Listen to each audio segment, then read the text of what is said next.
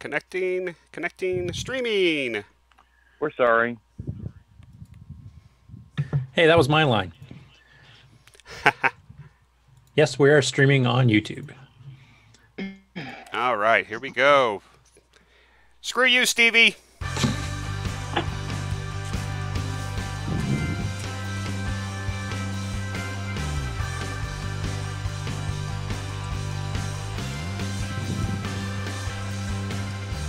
This is CoCoTALK, the world's leading live talk show featuring the Tandy color computer. Streaming live on YouTube and Roku, available as a podcast and enjoyed the world over. And now, here's your host. Hello, this is Grant Leighty. I'm filling in for the fired Stevie Stroh. He will no longer be on this show. He has left us to go to do the Commodore 64 show.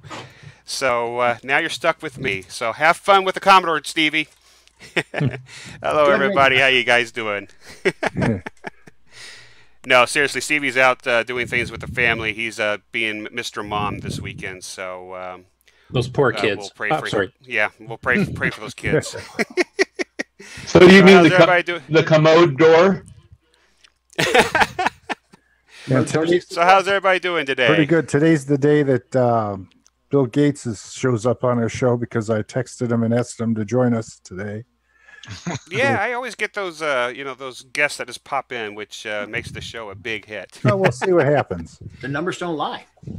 That's true. Whenever I host, the numbers are extremely high. That's because I'm just a better-looking guy than Stevie is, but we won't go there today. No. It's a Bill Gates, not the Bill Gates. That's what. Yeah. It's Bill M. Gates from Kentucky, I believe. Oh, great. Live from the Kentucky Fried Chicken. Sure, you laugh now. All right. Well, we have a good panel here today. We have, we'll go from the bottom. Richard Lorbiaski. What the hell is this icon? Do you want to explain yourself? Oh, it's just my way of contributing to this dumpster fire of a show. Oh, besides, we're also live on Roku. I have Roku up right now. Oh, good. Cool. Than's good to know. Richard Thank you very much, Richard. AKA Voice and Tech. Yes. By the way, happy belated birthday. Oh. How young are you now? 31 plus 24. Now, those in decimal or in hacks? Decimal. Okay. What told me there was going to be math on this show? Pick a decade you like and stick with it. That's what I would say. Right. Well, I'm glad you made it back from Tandy Assembly well. I'm sure the drive back was probably not as fun as the drive there. So. No, it was pretty. It was okay. I mean, they ran into a lot of rain, and then got into Texarkana, and it started snow flurries, but none of that stuck, and I just trudged through and finally got home. Well, good. We're glad you made it back in one piece. All right, Jason, Coco Man, how you doing today? Doing great. Did you survive Tandy Assembly all right? I think so.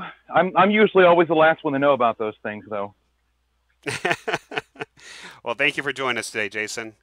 And then we have Nick from Down Under. He's standing upside down. How you doing today, Nick? Good day, everyone. Yep. Yeah, just been sick the last week, so I haven't done much on the CoCo. But, yeah, getting better now. All right. Well, I hope you continue to feel better. We don't want you to get any sicker. Some say I'm already sick. All right. And then we have Rick Adams right above him. Hey, Rick, how you doing today? Hey, just fine. All done with yard work. It's now snowed, so I can't do any more leaves. So, I guess I'm going to live. Yeah, but now it's time to get the ladder up and go outside and put those Christmas lights up. That's already done. So, because once we have snow on the roof, once we get snow on the roof, I'm not going up there. So I already put those up about a week or so ago. Smart. Oh yeah. By the way, Nick Marotta is on here, I guess. I see that in chat. All right, and we have Paul T. Paul T. Barton. How you doing today, Paul? In the dark.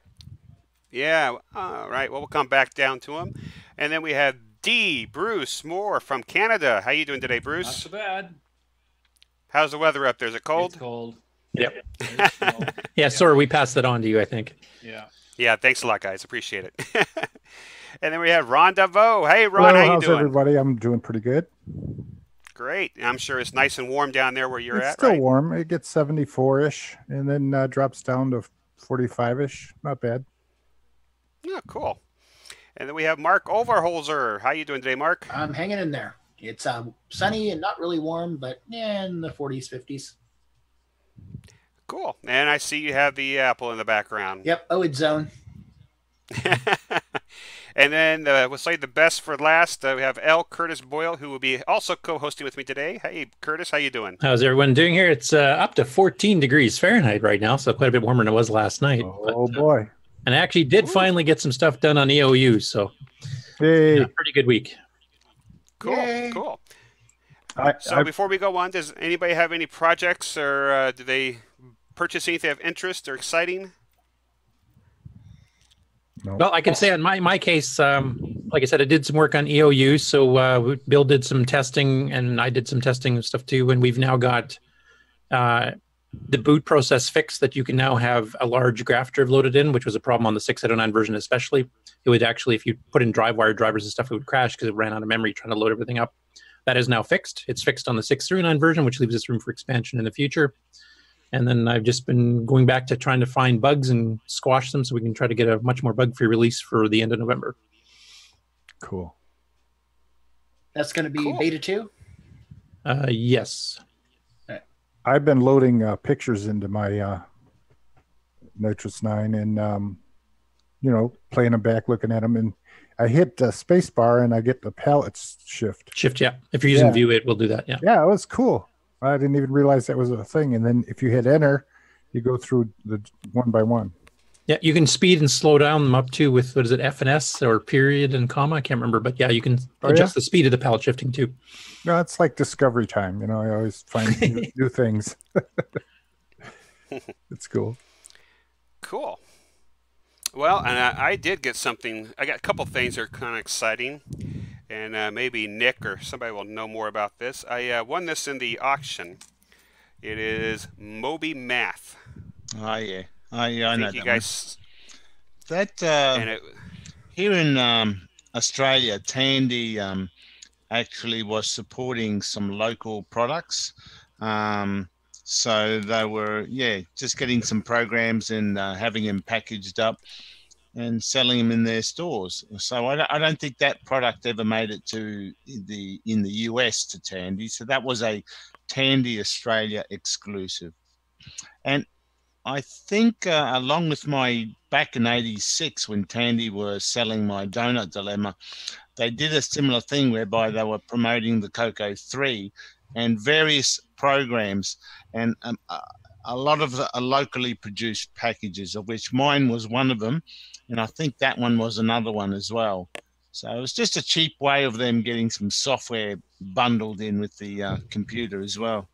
Did you guys get paid the same as if they were selling it commercially, or did you guys get a sort of a discounted royalty based on part of the bundle?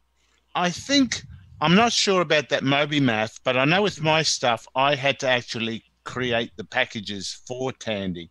And Tandy just paid me an agreed to amount per copy, and they would order, say, 1,000 copies, whatever, but I had to actually manufacture the tapes, the packaging, everything, and just send Tandy a box. So I don't know about Moby Maths, but that one there looks like it's a homemade package as well. It's like, it doesn't look like it's a commercially produced package, so it's probably the same there. Okay. And when you became part of a bundle with Tandy in Australia, was it exclusive, like you were only allowed to sell it through that bundle, or were you still allowed to sell it on your own? Or? Oh, they sold it on their own as well. So individual stores could order the package to have hanging on the wall as well. Okay, but you couldn't sell it yourself, like through Rainbow to the States people? They didn't stipulate. No, they didn't stipulate any rules. Okay. Yeah, so I was flexible to sell it. They're not as I guess, at the same level as what Radio Shack in the US was. They were just sort of doing that as an Aussie version. I just find it amusing that the Intertan stuff, which was like Canada and Australia and stuff, seemed to be a bit looser with the strict rules than Radio Shack in the States. Similar story to that. And encourage third-party software and hardware, I think, more than Tandy in the States did, which if they had done in the States, I think they would have done better. But yeah, neither here nor there. So why did Tandy do that? Kind of, yeah. Well, TI and their TI-994A, they were very restrictive with who made software. And, you know, in the end run, there's not a lot for it. I mean, there's some, but yeah, just nothing like, you know, the Tandy or the Apple or the Commodore. So. Yep. Cool. Did anybody else get anything exciting? Or have a project update of some sort? Richard, what did you get from Tandy Sims? You got some cool stuff, I thought, didn't you? Yeah, I got some documentations on.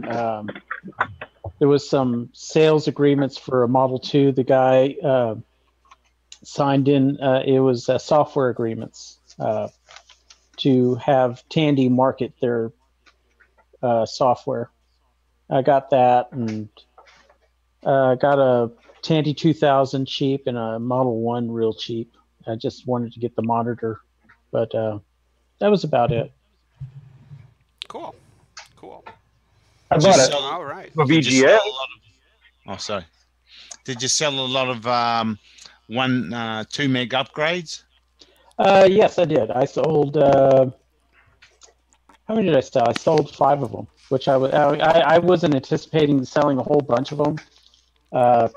Only because I was kind of just. I really the problem I had with CoCo Fest was I really got swamped with upgrades, and I really didn't get to enjoy the show that much. So I kind of stipulated that people needed to contact me in advance to do upgrades, and so and I purposely did that because I wanted to walk around and I wanted to check the show out. So, and it was also a mixed show. It's not exclusively a CoCo show. So I have an acquisition.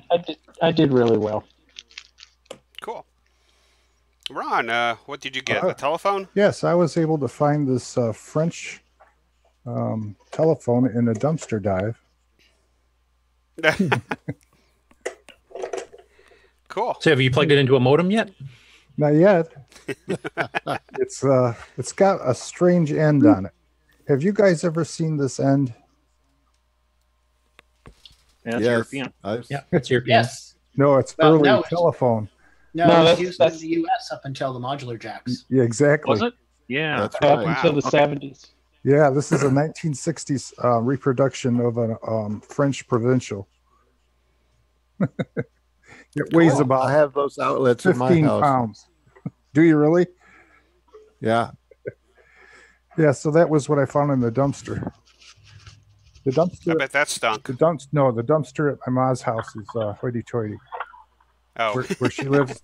I found a Toshiba TV in there, 23-inch, and it worked. It's in my observatory. So it was good. Looking for Radio Shack stuff now. I put in my request. I have a little announcement. Can you hear me now? Yes, we can hear you.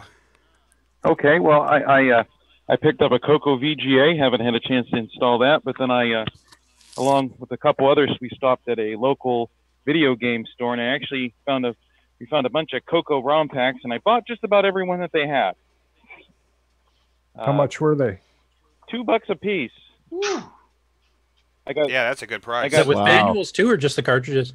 Just loose cartridges. Now, Eric Canales picked up a copy of Clowns and Balloons in the box with a manual for $2, but wow. Yeah, I got Space Assault, Pinball, Dawn Pan, Color Cubes, Backgammon, Checkers, Bridge Tutor.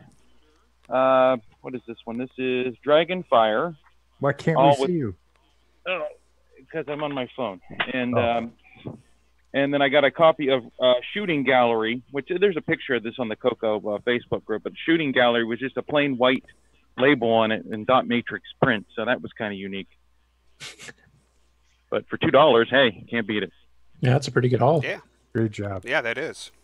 I should have went. Darn it. Bruce, you had something you were about to say too, or? Yeah. Well, just Jacob, my son, had a day off school yesterday, and he spent it all day playing Popstar Pilot. He got to level 5, but didn't complete. But I'm happy to say that today he did complete and see the finale screen. And, oh, cool. Did he get a badge or something? He's one of the few then. Yeah. Wow, maybe there's a mug. Yeah. Why that kid a CoCo 3? Nick, how many people have actually completed it now, do you think? I only know of 2 or 3. Well, 3 for sure, you, me, and now Jacob, but I thought somebody else had done it too at some point. So I was just stepped out for a sec. Did you say Jacob made it to the end of 5? Yeah, he did this. There you go. 2 hours ago. Yeah, he has video evidence and everything. So. All right. Cool. I'll have to show us that. Yeah. Cool. Rick, did you have any updates you wanted to inform us about? Just working on my little example 6309 program that someday is going to be Temple of Rum 2, or at least so I fervently hope. I'm just taking it real slow and had a lot of problems and solved them. And, you know, I was calling joystick routine and keyboard routine in the ROMs and having a lot of trouble with that. I was able to do that fine for Temple of Rum in Shanghai, but for this, the video kept getting out of sync and weirding out, and I was curious as to why that was. I knew I could solve it by simply, don't call a ROM routine, but I was just kind of curious as to why that wasn't working. Well, nobody was really curious about that. They're just like, look, just quit calling the ROM routine so that we don't have to listen to you whine about this anymore. So I finally gave up and did that. So nobody cares. So now it's working just fine. And a lot faster too. So right? now, a lot faster, yeah. So here's my my mad scientist laboratory. I'll slowly pan over to this is what the program's doing now, and those green lines track the joystick. So I've got the joystick pointing to the lower left, and if I had a third hand, I would reach down and wiggle the joystick and make those lines follow the joystick. So eventually all the little dots are probably going to be independently bouncing around the screen. And, I'm just having fun at this point. And, Cool. But eventually I'm going to start building on this. And, so I need to get a simpler URL for my GitHub so people can look in on this, with a URL that I can actually tell you on the channel without having to say unpronounceable words. Yeah, I'd have to spell it out, and I'm not even sure that I could do that. So, so we'll get to that. Now, right now, you're kind of learning both some CoCo 3 stuff you're more advanced than you got into back when you did Shanghai. And then you're also learning the 6309 at the same time. So what's your opinion of the 609 so far from your delving into it? Well, my first reaction was, oh my goodness, this is Christmas. Look at all these extra registers, but as I keep going, it's like it does have a slight advantage with the extra registers, but it's not as much as you might expect. The big plus is just the 10% speed that you get for, speed boost that you get for free just because it runs faster. So I'm not as impressed with it as I was at first, but I'm still impressed. Okay. Yeah, because we've gotten Nick's kind of opinion on that as he's been working on stuff. And of course, mine's been kind of tainted by working on it for 25 years. But right. And Chet, I know, really likes the chip too. And he's been talking about that'll be later in the news section. But I just was wondering what your opinion was since you've been kind of going through it for the first time. Right.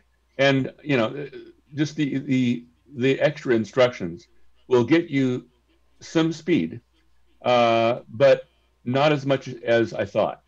So, I'll take it. That's great. But it's like that part itself is about, maybe, to be totally generous, it would be like about a 5% speed boost. And I don't even think it's that. If it's 2%, it's like, shoot, we'll take it, but mainly the big juice of the whole thing is just the clock speed runs faster. And that's kind of a big deal.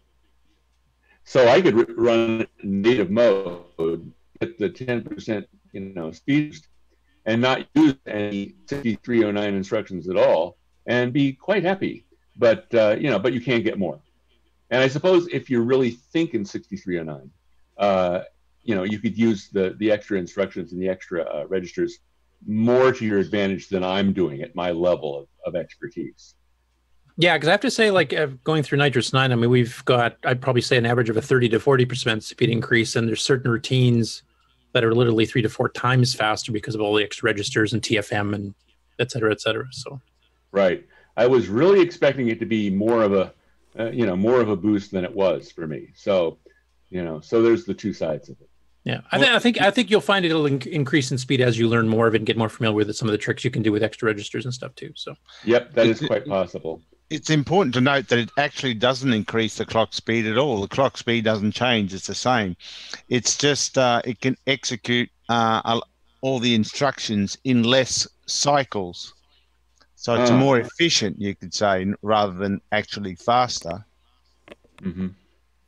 But for me, I'm a big fan of the TFM instruction, solely because it is very compact. It's very fast.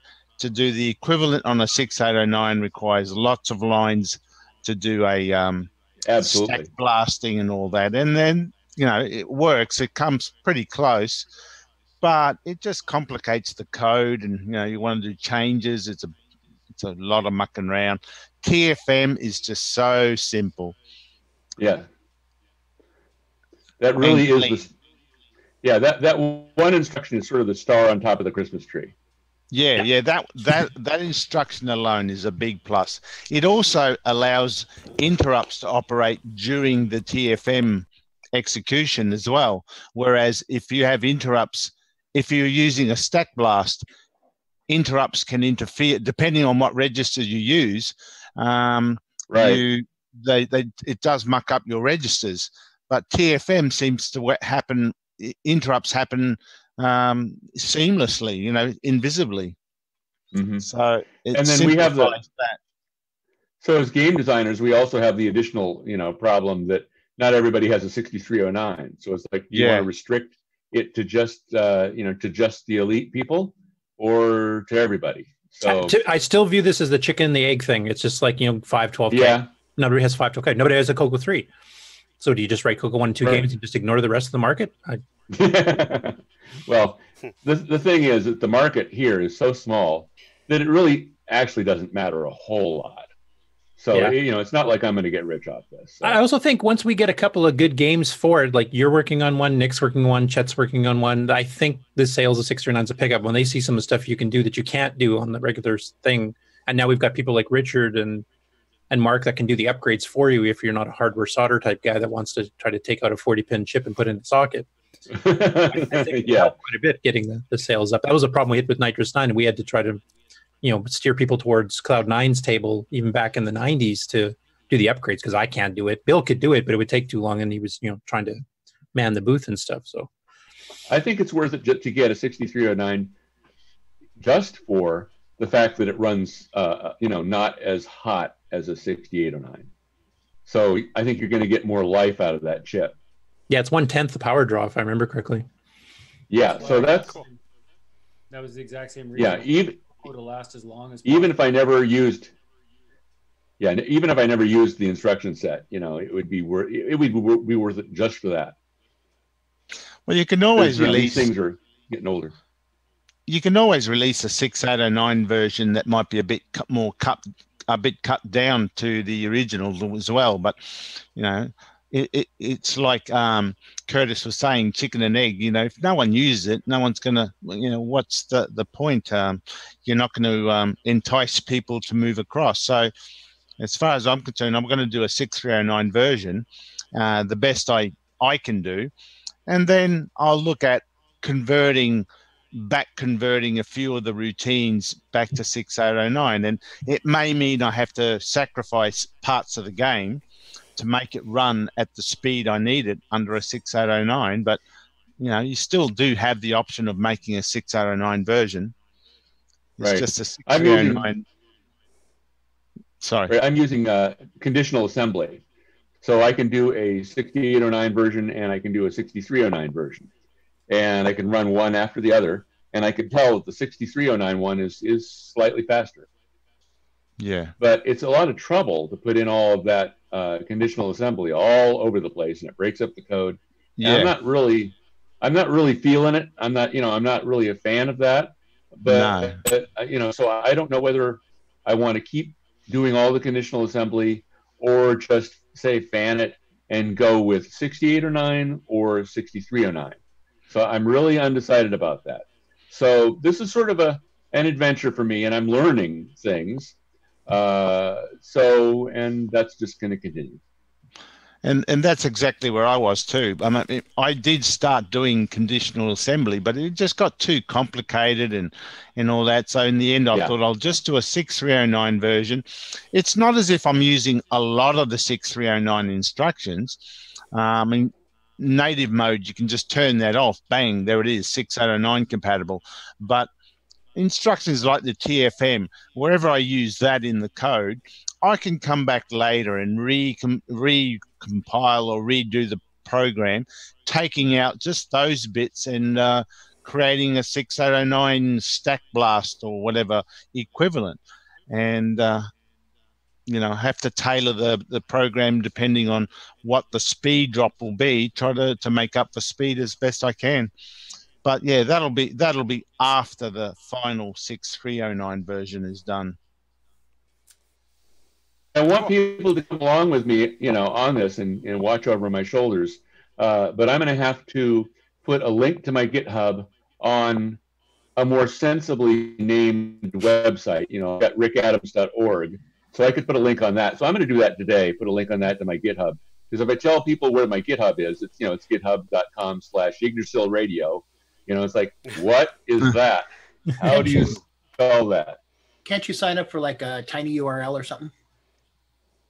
I'm sure I could. Yeah, or just start up another GitHub with, called Rick Adams, Yeah, that's too simple. That's just what they'll be expecting. The real Rick Adams. No, you need to call it Scott. The real Rick Adams, everybody. There's too many Rick Adams, it's true. All right, guys, I think we're going to take a little commercial break here, and we're going to talk about Tandy assembly follow-up. So I know that Jason's going to be leaving us here shortly, and so will Richard. We want to get the Tandy assembly portion in. Jason, look in the rearview mirror. There's a cop behind you. You're going to get pulled over. All right. All right, we're going to take a commercial break, and we'll be back here in just a couple minutes. We'll return after these messages.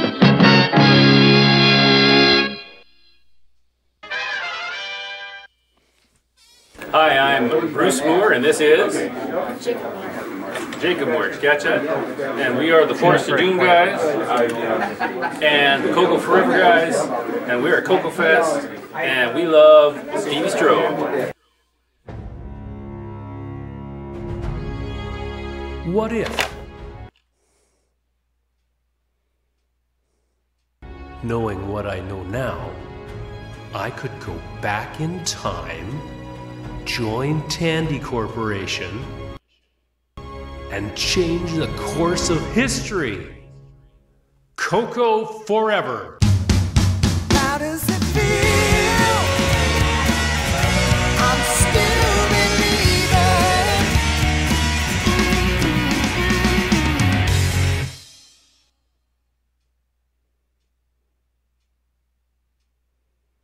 Hey, what's going on, everybody? It's me. It's Original Gamer Stevie Stroh. Gameplay. To get your copy of a Gameplay Goodness Color Computer Gaming DVD today, head on over to 8bit256.com. There you will find several DVDs featuring color computer gameplay videos by the Original Gamer Stevie Stroh. So to get your very own copy of a Gameplay Goodness Color Computer Gaming DVD, head on over to the Retro Swag Shop at 8bit256.com and tell them the Original Gamer Stevie Stroh sent you. The Radio Shack TRS-80 put the world of color computing into your home. Instant loading program packs turn any color TV into an exciting game arcade. And there's more. The color computer is an educational aid, a home management tool, and up-to-the-minute electronic information service. The programmable, expandable TRS-80 color computer from $399 only at Radio Shack, the biggest name in little computers. We now return you to CoCoTALK. All right, guys, welcome back. Okay, so last weekend, a few of us, Richard, myself, and CoCo Man, Jason, we went to Tandy Assembly, and I just wanted to kind of wrap up the show and just kind of get the last departing messages that everybody had. And overall, for me, I think it was an excellent show. I had a better time, had a lot better time this year because Stevie wasn't there to harass me.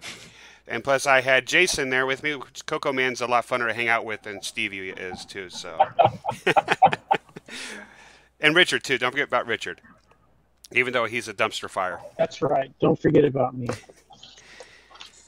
So, anyways, what was so Jason? What do you think about the show? Any parting thoughts you wanted to wrap up with on that? Hey, you know what? Kudos to the group of folks who put that together. That was a great show. I enjoyed the heck out of it. I had a great time, and I had a better time than I had last year because I didn't hear about it till a week after it happened, as I've said many times before. But no, I had a great time. It's a great facility. Has a nice restaurant there too. I mean, I was very happy with the venue. Very happy with the show. A lot of great folks there. It was really nice to meet a lot of people I haven't met. Had some people come up to me that knew who I was that I hadn't met before, so it was nice to meet some of the folks that have seen the show and everything. And it was a blast. I can't wait to do it again next year. What was the highlight of the show for you? Was it meeting Stuart Chaffee? Oh, my picture with Stuart Chaffee. I think that's got to be. It's up there. That's yeah, because that was a very time sensitive issue because he gave his keynote at 10. He was there from like 10 to 11, and by noon he was gone. So but a real nice fellow. I enjoyed meeting him, and that was really cool. Did you get a chance to actually talk to him for a bit too, or did you just get a picture taken with him quickly? I did get to chat with him for a few minutes, and I got the picture, and there was other people that wanted to talk to him, so I let everybody get a little bit of time there. But that was he gave a great keynote. There's some copies of it up there on YouTube. There's quite a few of us that sat there the whole time and held our phones, and so it's out there if anybody wants to watch it. He gave a really interesting keynote also. Can make it. Jason is famous now. Can I be your entourage? Oh yeah, I'm a entourage. Hey, just what can I say? A legend in my own mind. Yeah, I agree with Jason. I think this year was definitely a better year for them. The facility was awesome. I mean, it was nice to be in the same building as the hotel, and plus the restaurant was there. Plus there was a bar there too, so if you wanted to, socialize after the show, you could do so. I mean, it was awesome. I just there's not really much more that I can really think of that they can really improve on. I mean, it was a big hit, and I do believe they beat last year's attendance, even though with the later November date. So, in my opinion, we were all kind of worried about, November, 2 weeks before Thanksgiving, that's going to be an issue. I think it was a success because they had more people show up here, even with the November date, than last year. So, in my opinion, if they move it back to October, I think it'll be even a bigger show. So, yeah, and again, kudos goes out to Mark and the team for putting on the show. They did an awesome job. So yeah, it sounds like the venue they picked here is kind of like the ones we used to have for CoCo Fest, Rainbow Fest back more in the heyday, where you had everything in one building. Like you had the little bar, you had the built-in restaurant, everybody can meet for breakfast or supper or whatever, and let everybody wandering off to different parts. Yeah, and even the city, and everybody was kind of worried about Springfield, Ohio, because nobody knew anything about it. Honestly, and Jason could test this too. Once we actually started trying to find places to go out to eat, that town is actually a pretty good size. They have a Best Buy, they have a lot of good eating places. I mean, they even had a Rooters for the people that went with us last year. Roosters, yeah, Roosters. They even had left turn lanes, which I was really impressed, and traffic lights. And two, count them, 2 Frisch's Big Boys. Yeah. Wow. And I feel very fortunate that it's so relatively close to me. I mean, there are a few fellas that are a little closer, but I mean, it's 3.5, 4 hours away. It's a no-brainer for me. But on top, just on top of that, that's just the icing on the cake. I mean, I would drive, the 8 hours or the distance to Chicago to go to something like this. It was a great show, great experience. And, Would that be a chocolate cake? Whatever kind of cake you like, whatever your favorite kind of cake is, you put the frosting on it. That's the analogy. But it was also really cool to see some of these other Tandy computer products. I'm basically a CoCo guy, and I hadn't had much interaction with the TRS-80 model 1, 2, 3, 4 type computers there. It was even cool that I got to see someone running, Nick's Donut Dilemma on one of the TRS-80 computers. So that was really cool, and some of that stuff I'd never seen before, other than in catalogs and magazines and stuff. And Tandy 2000, and there was a lot of neat stuff to look at that I'd never seen before, at least in person. Yeah, it's definitely a good show. Richard, what do you think? Any parting thoughts? I'm just basically chiming in what everybody else said. It was a really, really good show, and the venue was much better than compared to last year's. Ran smoothly, plenty of room. That's what I really liked. It was a much bigger room, so there was a lot more. People can get around, especially with us. We were in the inner tables last year. It was very hard to really do anything because the tables were too close together. But this case, a lot of room. The only thing that I hope they change it is the venue needs to go back to October. November, it's too cold. When I was traveling, I was really worried about the snow, and I had missed. Luckily, I missed most of that. I heard the power was better too. Yes, the power is much, much better. From what I'm hearing, are we hearing that maybe it's going to be an October date next year, or that's what they're shooting for? Yeah, my understanding was as soon as this event concluded, they were going to immediately sign a contract and lock in that October date. So that was my understanding. And just to let you know on the power thing, over last year, they actually hired a professional crew to come in and to lay the power strips and the plugs and everything, which I thought was awesome. So yeah, by the time we got in there, all the cords were down. There was gaffer's tape. It was that was great. I mean, the only problem I had was with my banner falling off the wall constantly, but that's my own fault. Yeah, Neil mentioned that too. And it became like an entertainment thing. See how long my banner sticks to the wall. And thanks to Paul Fiscarelli for the tape. The tape and the added entertainment. Yes, so I was going to ask all you guys too, like as far as being vendors as opposed to just attending the show and seeing everything and cool speakers, etc. How was it as vendors go? Not just power setups, but how were sales? How was the interest in your products? That kind of thing, because it is a mixed show.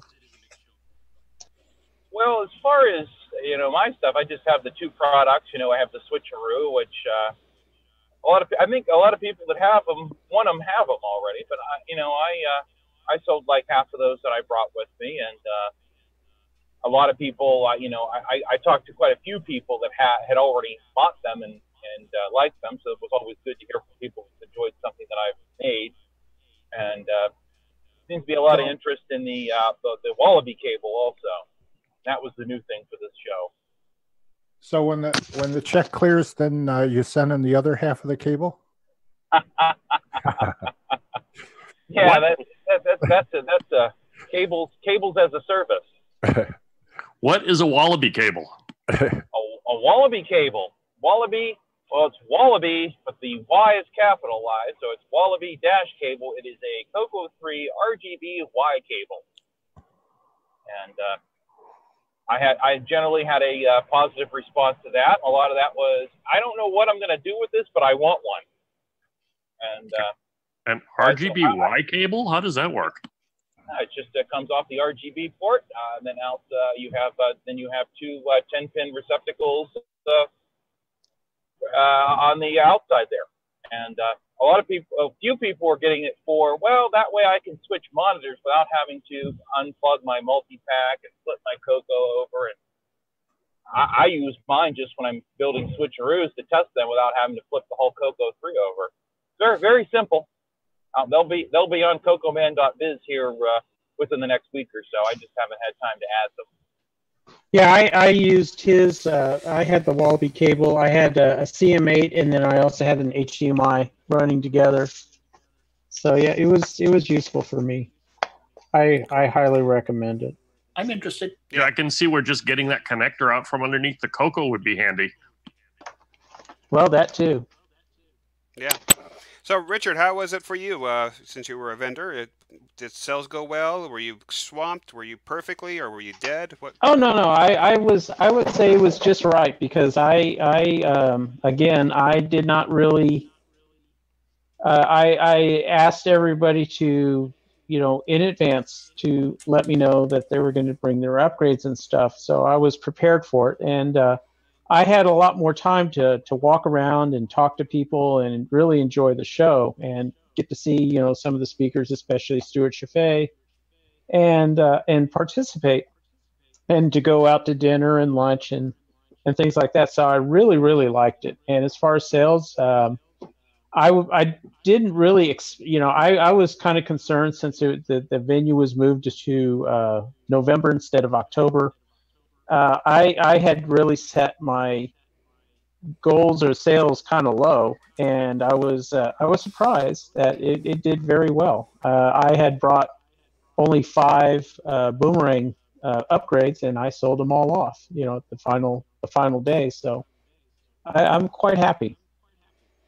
Yeah, one other thing too I'll mention that was really nice about this show was the speakers were not back to back. You actually had about an hour break between each little event in the other room. Yeah. So that helped. So therefore you could still participate with the exhibitors and stuff and still go to all the speakers if you so choose to do so. Yeah, if it's held again next year in Springfield, I mean, because it's a long ride for me. I would definitely go. It was a well-oiled production. I really, hats off to Myro and everybody else who had put the show together. It was really good.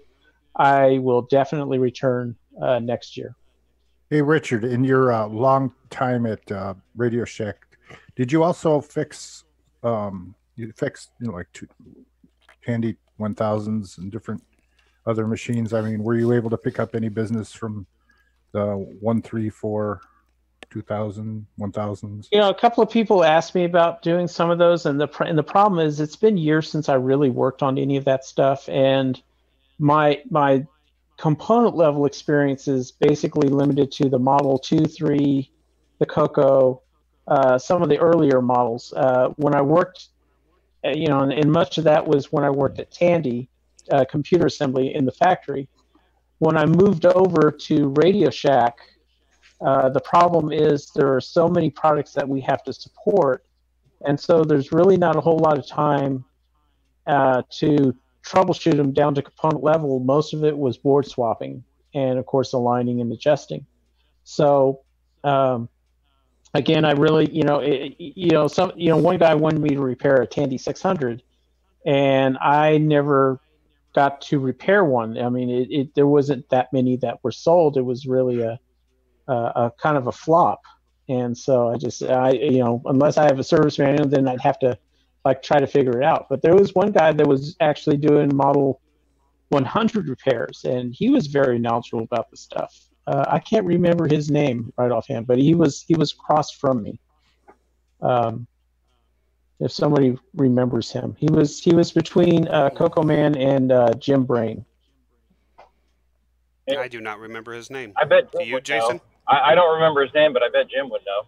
Yeah. But yeah, he was a really cool guy. But again, I'm definitely going to go back to Tandy Assembly. Even if they had held it in November, I would still try to make it. But I would rather it be in October. Cool. And then I think that's what they're big playing burning us, question I have is that one guy brought the whole U-Haul full of stuff. and he was trying to get it all sold before he left. I don't think we ever really heard. Did it go on the auction? Did he manage to sell it off at fire sale prices? Did he have to haul it all back? What happened with that? I think that's why he has a dumpster fire on there. No, I think what you're talking about is the guy from Digital Dinos, Tom McCready, or I'm terrible with names right now, but he had only bought 2 booths, and then he bought such a truckload of stuff, but they were able to set up most of it, and he had a lot of stuff for sale, but some of his stuff was set too high. I mean, the thing is, this, the people that attended the show are I consider sophisticated people. They're not casual end users. These people are very knowledgeable about the equipment. They're also very knowledgeable about what prices are going for on eBay and other places, and the condition of the Tandy equipment, because he was trying to sell CoCos as is for anywhere from $50 to $70, and it wasn't worth it to me and most people, and so they remained unsold. And at the end, he had them, and I offered him $50 for all of them, and he countered with 100, and I just told him no, and he wasn't too happy about it. But I just said, this is what they're worth to me, because again, these are untested, and they weren't in very good shape. But I'm pretty sure they're probably worth $50 a piece if they're in decent shape and working. But yeah, right. No, these were in pretty rough shape. Yeah, these were in really bad shape. These were CoCo 1s and 2s. These were not CoCo 3s or one of a kind or anything like that. Especially, when they were going for, I got one of the CoCo 2s in the auction for $21, which was in excellent shape, Yeah. So. And I got a CoCo 2 out of the auction for $15. It doesn't have the keyboard, but it had everything else, and it works. So. And that fella had so much stuff with him. He brought his own shelf. It was. Yeah. Yeah, I got a Model 1 from him, and I got a Tandy 2000. I got the Tandy 2000 for $40 as is. I didn't have any cards in it, and all I care about is taking the disk drives out of it, and I haven't set it up yet. But I'm just going to probably strip that Tandy 2000 apart. And then the Model 1 was basically something I was going to use as a repair guide. Plus, if you're bringing that much stuff, you're probably saturating the local market. If you really want to move it, you got to price it so it's going to move. Right. Well, he started to, towards the end of the show, and again, and one guy bought out all of his Tandy 2000 stuff. I had, and right at the end, I found a Tandy 2000 service manual, and I was like, oh my God, where was this? And I offered him $5, and he was going to take that, but the other guy already bought it, so, and he didn't want to sell it off, so I was out of luck. But I did get a Model 4 service manual for $10. I'm surprised we don't have most of that as PDF somewhere on the internet. I'm sure it is, but it's kind of cool to have it, in a physical format, because you could flip around it much faster than PDF. So well, it's true. in my library. And Paul Fitzgerald is joined us now. Hey, Paul, how you doing? Hey guys, how's it going? Hey, ¿cómo está? Doing well. Yeah, so we're just wrapping up Tandy Assembly. Yeah, I heard, and I was just jumping in. I heard you guys talking about Tom McLaren and Digital Dinos, and Curtis. I think he probably sold about 60% plus of what he brought with him. He did a really good job. I mean, there was a lot of stuff there, and a lot of it was in poor condition, but he started to discount as it got closer to the end. I ended up picking up a Model 2 from him, which I had on my buy list for a while, as well as another Model 2000, and just some parts and stuff, and looking to restore those. But I already got the 2000 up and running, and started to work on the Model 2. So it wasn't gear that was completely destroyed or not usable, but he was asking high prices to begin with, and the people that were there, most folks, as Richard said, they're pretty savvy buyers, and they know exactly what things are worth. So I think people shied away at first, but as stuff started to go, he started discounting a little bit, and some people got some decent deals on stuff. Oh, good. I had a 6,000 once. I really regret having let that go. That's the ultimate Model 2, 12, 16. After the 16, it was the 6,000, and I had the 68,000 coprocessor board, and maxed memory and everything. And at this point, he had one of those for sale. A 6,000. Yep, he did. Yep, he pretty much had almost one of every of the earlier models of the TRS-80 line of computers. Better than me. Paul, how well did your banner stay up on the wall? I got a lot of about mine falling down. So I know you're driving, but I posted a note just a few minutes ago about the hourly re-raising of the banners as a new tradition for Tandy assembly, because the duct tape I brought was pretty sturdy duct tape, and it still wasn't up to the task of keeping those on the wall for any extended period of time. I've already purchased command hooks and put it in with my banner, so I'll have them. Yeah, I think those will probably work a little bit better. I think those will probably stick a little bit better. Yeah, but what we'll have to do now, though, is put some motorized with cables, so the banner can fall once an hour and then raise back up again. You don't want to pull tape off the wall and then pull the wallpaper off. That would be terrible. Expensive. The command hooks are designed to be temporary attachments. That's what Steve Bjork uses. Yeah. So, Paul, what was your overall feeling of Tandy assembly since from last year to this year? So a couple things with it. I think for me, knowing what to expect and getting there, and kind of getting settled in quickly, definitely helped. And overall, my experience, I was much happier with this year's Tandy assembly than last year. Nothing bad last year, but my overall experience was pretty good. I didn't bring my son with me this year, and he was 6 last year. So not having him with us, I think it probably freed me up to do a little bit more than I did the last time. So I think that probably helped to some degree. But overall, I think, as you guys had already mentioned, the venue was incredible. I really liked the venue. And having access to all the amenities was really nice. It just seemed to flow a little bit better than what we had last year. So overall, my experience was I really liked it. I'm looking forward to next year again already. And I think if they continue with this venue and are able to push it back to October, then it's going to garner much more success. Even with the numbers of folks that didn't make it this year that were there last year, I think we still surpassed the attendance numbers. So if those folks, for whatever reason, are able to make it next year, and we still get that continued success of people that are repeats, I think this event will continue to grow. I think last year was the first one, right? It was. Yeah, so probably you're picking up people that have heard about it, that didn't hear about it last year, and now they're finding out what it is and showing up. So yeah, maybe. Yeah, there was a couple vendors that didn't make it this year that were there last year, and I'm not sure why. One of the big ones was Alan Hightower, because he had the complete Tandy PC line, and he had that huge display. But I think there was one or two others, but some of the big people that couldn't make it this year, obviously Stevie, John Linville wasn't there, Boise Pete wasn't there. And I think, next year, having them there will, definitely help with the event and make it a much more enjoyable event as well. I was not there. That's right. I You loved weren't it. there. I'm sorry. I didn't even see you there. That's fine. Yeah. No, that's fine.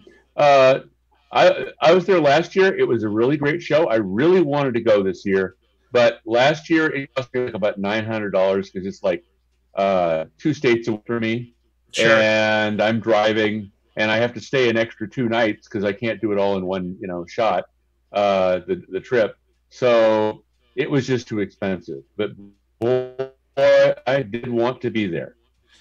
Yeah, and I can definitely relate to that. For me, it was I didn't make CoCoFest, so I made it a point to make Tandy Assembly. I'm hoping to make CoCoFest, but 2 a year, it's kind of costly. I mean, it's something that's not insignificant for most folks. So if it's a situation where you have to choose one or the other, I don't know. I mean, I don't have a frame of reference on the later CoCoFest. Again, I haven't been to a fest event for the CoCo since Rainbow Fest back in '87 in Princeton, New Jersey. So, but I'm definitely going to try to make CoCoFest this year, just so I have that as a comparison. Hey, Paul. Yeah. Do you have other than just CoCo? Do you have any Model 4s, 1s, or anything? Yeah, so I've got a lot of gear, probably more than I should have. I've got a few Model 3s, Model 4. I just picked up the Model 2. Got a couple Model 2000s. I've got the CoCos. I got MC10s. And on the other side, I've got Commodores. I've got Ataris. I've got some of the older 8-bit systems. I've got some MITS Altair. I've got the IMSA 8080. I've got a lot of legacy stuff. Some K-Pro, some Compaq. I've got a lot of stuff. It's just crazy. I was going through it the other day, and I just can't believe how much I've collected over the last few years. Now, Paul, is all yours in a garage too, like yeah, like Ron's? Yeah. So most of it runs actually, and that's it's one of those things where my goal is not just to have it, but to have it and play with it. So part of the joy that I get from the collecting is actually restoring and getting things running. And actually, one of the things that I just dug out that I've been playing with is the Vectrex, and that's because of the last couple of episodes that we've had, and I love playing with that thing. So, but again, the fun for me is getting this stuff up and running, playing with it, and it just enjoying the nostalgia of when I was growing up. So. But not only do you have the machines, but having software for it also takes up space. Yeah, to some degree. For a lot of the systems, I do have some of the legacy storage, but for like the Model 3 and 4, I just picked up. I've got the Fred device that I picked up from Ian Maverick a year or so ago. At the show, I also picked up a Mies, which is Peter Bartlett's storage device, and it also has the network interface on it as well. So I'm looking forward to playing with that. The Atari and the Apple stuff that I have, I've got some SD card storage options for those as well. So having those definitely is a huge help of not having to rely on legacy discs and tapes and that sort of thing. And that's what's good about Tandy Assembly is when people go there, they get excited. And you could actually, if you just have a piece of the hardware, you can get into the software right away, which is great. Yeah, absolutely. Yep. If you got a Model 4 back in the past, you'd have to go hunting for floppies somewhere. Yeah. If you touch base, if folks do have those systems, if you touch base with the Trash Talkers, Pete Satinsky, and even Ian Maverick, Randy Kindig, and Pete Bartlett, they're usually more than happy to set you up with any media that you need for those. Actually, Pete is going to put together some discs for me once I get this Model 2 up and running, some 8-inch floppies, so I can get that booted and start playing around with that. I've got a bunch of the software for some of the software, at least for the two that works that I've been running up on MAME. Okay. So if you've got a way of transferring that somehow to the actual media, if you're missing something, maybe I can get you at least an image of it. It'll be up to you to figure out how to write it to a physical disk, though. Yeah, that with the Model 2, that's a little bit of a challenge because of the 8-inch floppies, if there's a way that I can possibly transfer it over, but I'll figure something out with those. You know that you can, the 5.25-inch high density floppies are electrically in many ways equivalent to the 8-inch floppy. Yep. And you can rewire those. You can do an adapter. You can rewire a 5.25-inch high density to function as if it's an 8-inch double-sided disc. Sure. Cool. It sounds like the show was a great success. It sounds like almost everybody that we've heard from so far has basically said it was better than last year. So, which isn't a knock on last year. Last year was the very first one they ever did, so they were kind of just learning as they went. So, it sounds like a very successful show, and everybody wants to go back. So that's good news. Yeah, it was, Curtis. And the only thing that I'm curious about is, to me, you know, last year was a little, or this year was a little bit better than last year. How do they measure up next year? How do they continue with that success? I mean, that's a challenge for them. You know, they did a great job, you know, getting, Stuart Chaffee in as a keynote this year, and you know, Don French last year, and you know, who do they get next year to to outdo that? Even that, I mean, that's a challenge. So the committee definitely has, you know, some work cut out for them, but you know, I'm sure that they'll rise to the challenge. They're doing a great job with it. Oh, I was gonna share one of the photos that I took at Jim Brain's booth here. So see if I can do this. While you're doing that, Jason said he has to go, and I just wanted to thank Jason and those others that took the time to video at the show yesterday or last week and share that with us. Happy to do it. But yep, I got to run. It's been great, and I'll catch everybody next week. Thanks, Right. Jason. Later, Jason. Bye, Jason. Take care, Jason. All right, nice airport shot here. No, that's not the airport. That's the booth of Jim Brain's Retro Innovations. This is warranty service. The line. Please take a number. Take a number. Serving 99.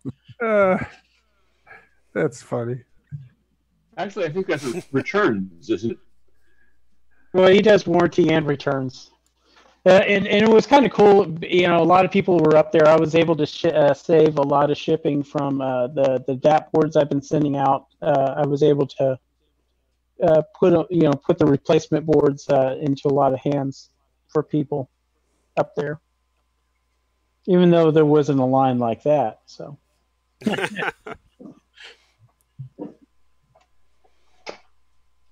No, I wish them all the continued success, and it sounds like they're definitely on a great track. You know, improving year to year. If they can do it again next year, it should be a great show. If they can move it a bit earlier for a lot of people, you know, with American Thanksgiving being so close, I think that would help too. So. Yeah, and I think they will. I think they definitely will. So thanks for all of you for who were down there for reporting on it today, and also for the videos that were taken of like the keynotes and wandering around the booths and some of the live coverage we did last week too, when you guys were wandering around with the phone cameras and stuff too. It was great for us that couldn't make it down. Was there any other recordings besides Mr. Chaffee that you can watch? Are they on YouTube? Pete Satinsky, one of the founders and the chair of Tandy Assembly, I think he did video of all or most, if not all, the other speakers, and I think it's just going to take him a little bit of time to process the video and get them posted. I'm not sure where he's going to post it, but I do remember him saying that he had some video that he was going to post at some point. So that'd be cool. Keep an eye out for those. Those will be, you know, I'm sure, widely shared across the community when they're ready.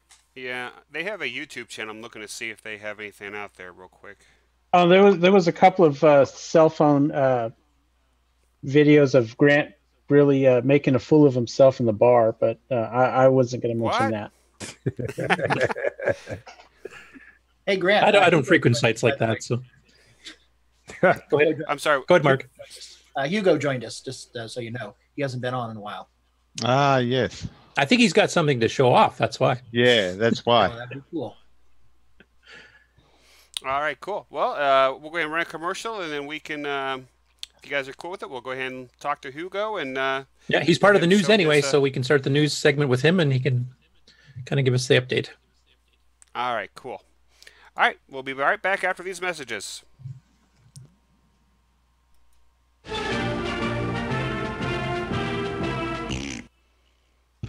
Hey everybody, this is Bill Noble, co-author of Nitrous 9. You are listening to CoCoTALK Live, the leading live CoCoTALK show. G'day mates, this is Nick Marionette, author of such color computer titles Hey guys, as I'm going to have Donut to take Disaster, off here. So, Rupert Rhymes, I'll try and to Rockstar keep listening in, Pilot. but I have to And take I am off. here today to tell you All right, about the care, world's Okay, most bye. fabulous operating system, OS 9. OS 9 and its current incarnation Nitrous 9 is the most advanced operating system ever created. And what makes it so good? Ease of use. I find OS 9 so incredibly intuitive but I haven't once cracked open the user manual. Why not? And yet I've been able to create such 'Cause I incredible let it. games faster than the time it Yeah, takes okay, to but- sing Waltzing No, Matilda. I know what you mean. Yeah, I'm just being a. Using OS 9, I expect my next game, No, we should. Fun Star, Well, we got will be some done this good weekend applications and and some good distributed games that run on it. exclusively on ROM cartridge. We've got OS 9 Curtis's forever. EOU, the Any next resemblance version to actual coming out, events so to we can persons do a living or show dead on that. is purely I coincidental. think this audio is going out on the stream, just so you know.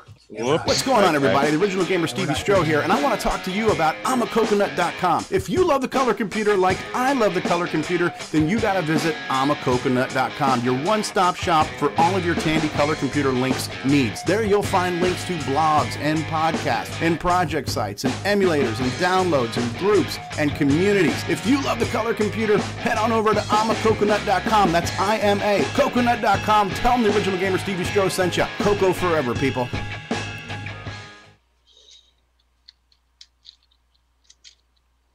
It's a Radio Shack Merry Christmas. This year, I needed to give a real family pleaser. Honey, please help me with this budget. How about a new game, Dad? Please. And I found it. Radio Shack's Color Computer 2. On sale for just $99.95. It entertains, educates, manages. It's expandable and affordable. Now that really pleases me. The Color Computer 2. Sale price for Christmas. Only at Radio Shack.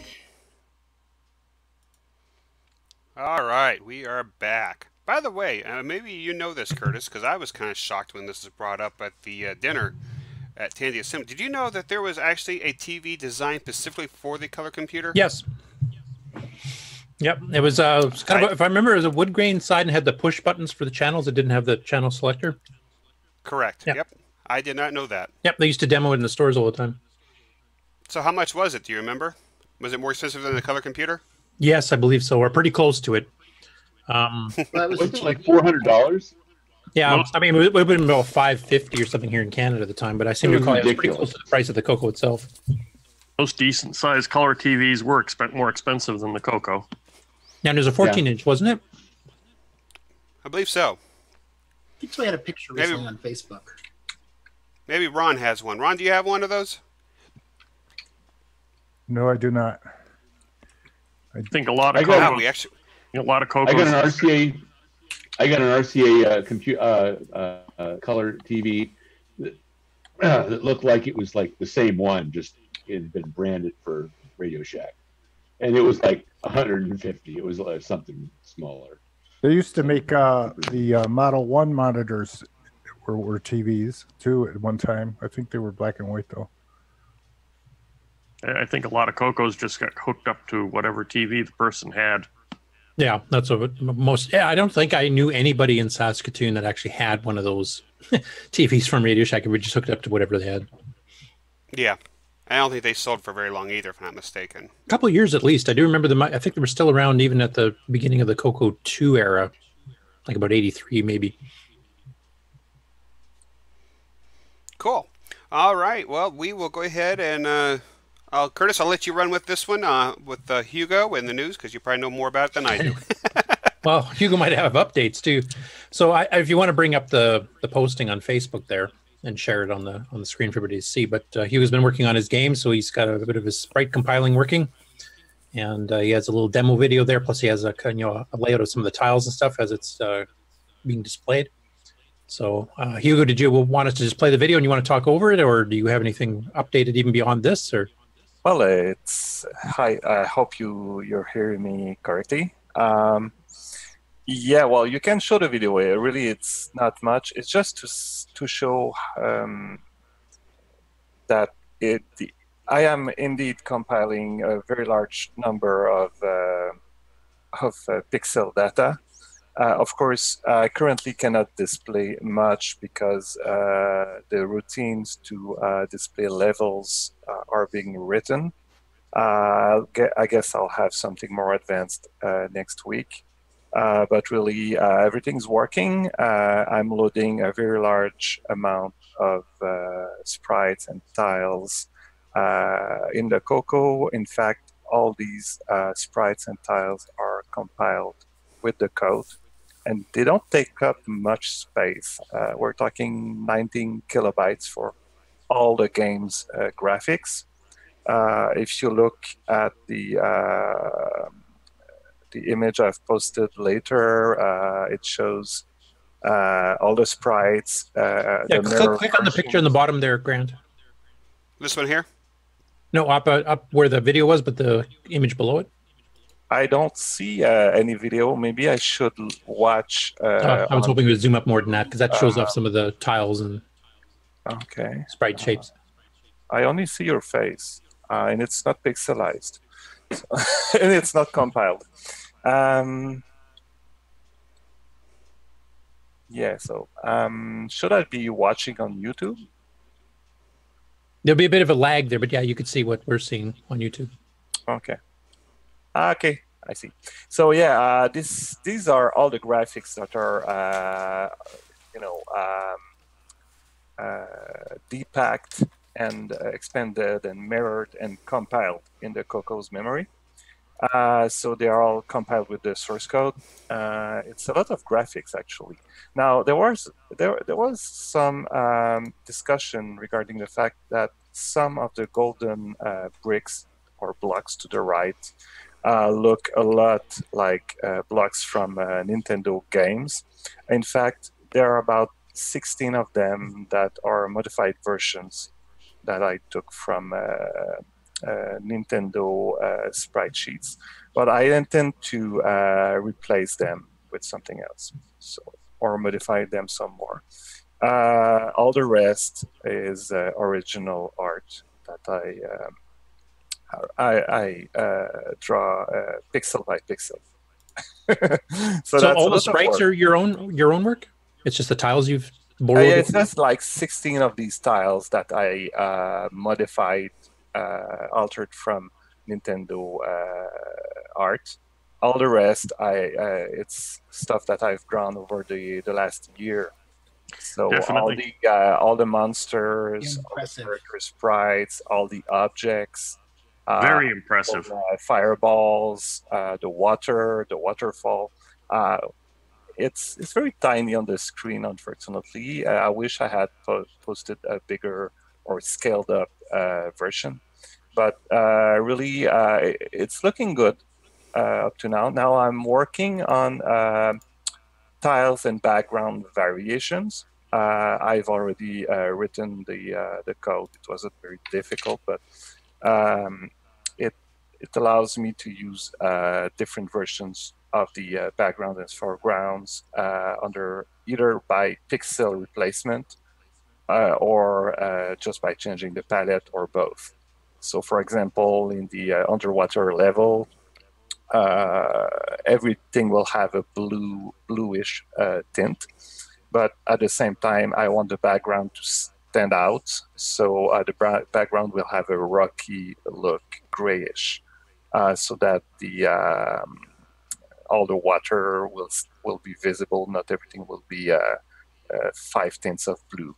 So there's lots of artistic work required when you work with such a limited amount of colors from a limited palette.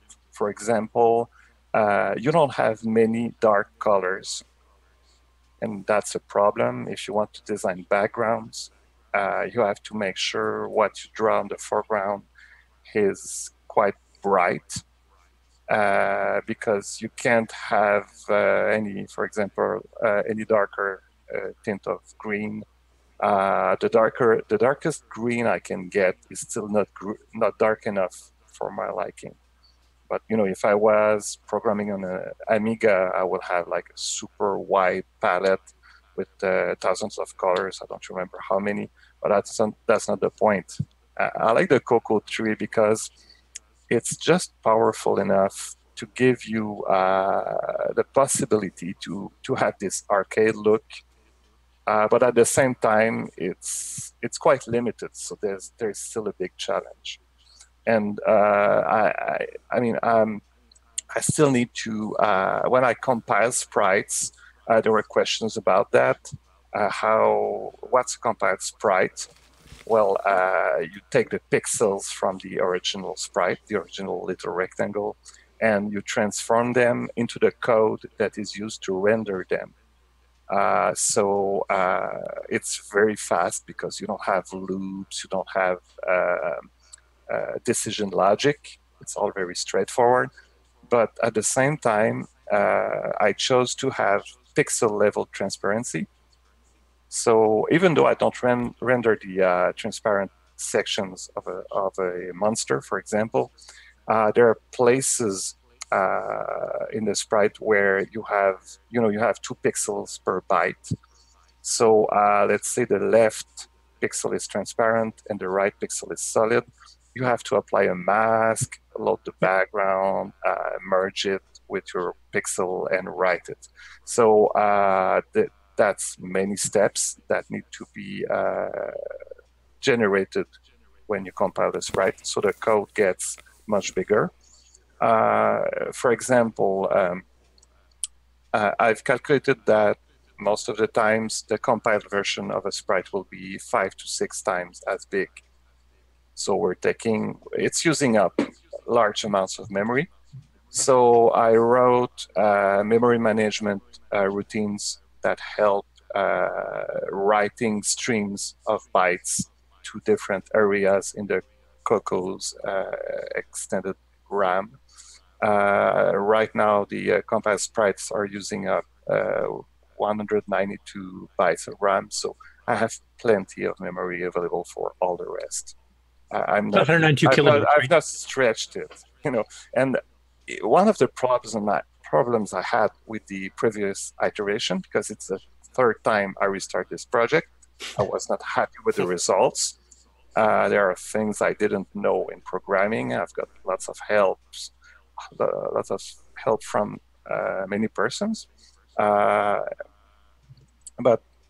one of the issues is that if you want to use that 320 by 225 pixels screen, you use up 5 pages of RAM.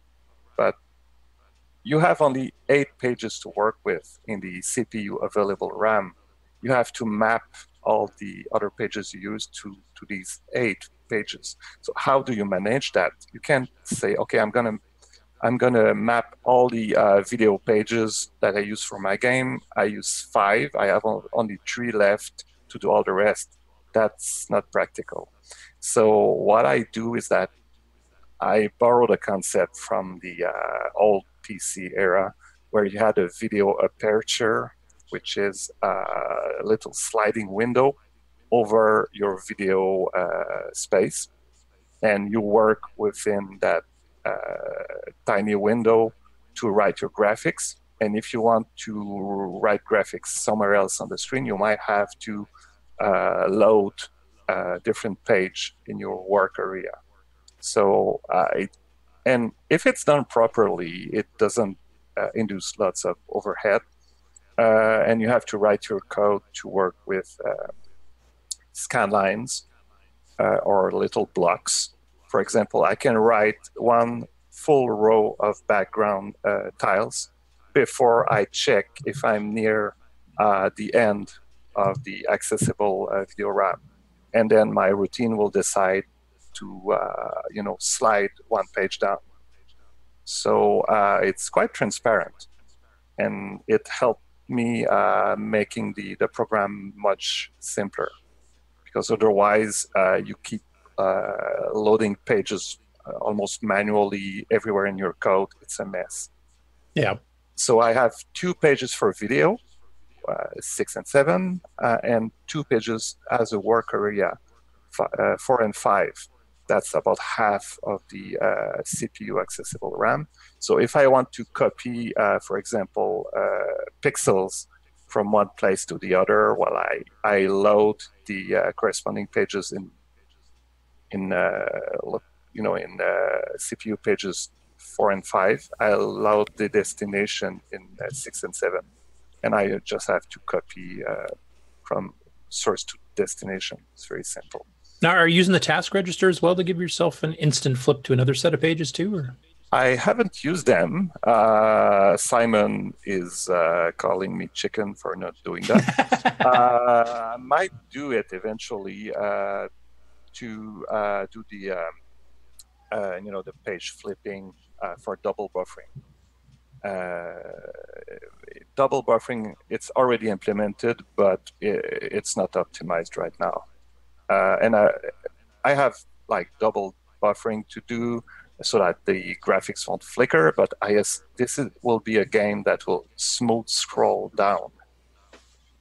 So, oh my God, that requires lots of RAM if you scroll down, more than if scrolling horizontally, because if you're scrolling horizontally, you can use the extended, how's it called? Horizontal. Like horizontal scroll thing. Register and stuff. Yeah, so you can make sure you're drawing outside visible area, and you have always a seamless image. If you want to have a seamless image while scrolling vertically, it's much more difficult. It's really complicated. You have to use up 7 or 8 pages of video RAM and write some things twice to make sure you can, when you're at the end of your scrolling buffer area, you can go back to position 0 without having to slow down your program for a second. It's really hard to keep a constant speed and not have anything that alter make the graphics less smooth. But up to now, it still looks feasible. So you'll soon see the results. Yeah, it's kind of timely you're talking about the compiled sprites, because we just did a big discussion on it here. I think, was it last week or the week before? And then some of the other news stories we'll be hitting here have been talking about. I don't hear you. Nope, I think we lost Curtis. We lost Curtis, yeah. See, this is why you would not want to use an Apple computer. Yeah. I'm on an Apple, and you can hear me. But anyway, it looks like a very nice game. I missed that episode. I think Steve Bjork gave some tutorial or information about compiled sprites. I don't remember. So what's the game? What's the idea of the game? What do you do? It's a platform game. I gave it lots of thought because at first I wanted to do a game. I had an idea of the graphics, but I had no idea of the game itself, and it was going nowhere. So, guys, don't do it. Start with an idea at least of what your game will be. Being motivated is not enough, I guess. So it's a platform game. Your main character is a girl. She's kind of a Indiana Jones style girl, but with a boomerang instead of a whip. And she's trying to rescue her cat, who has been kidnapped by a monster. So she enters a pyramid, and things start exploding around, and the game starts scrolling really down at a constant speed. So you don't want to be stuck at the top of the screen, or you die instantly. It's a platform game, and with your boomerang you can kill monster, but you can also destroy blocks. So certain types of blocks can be destroyed with either 1 hit or 2 hits with the boomerang.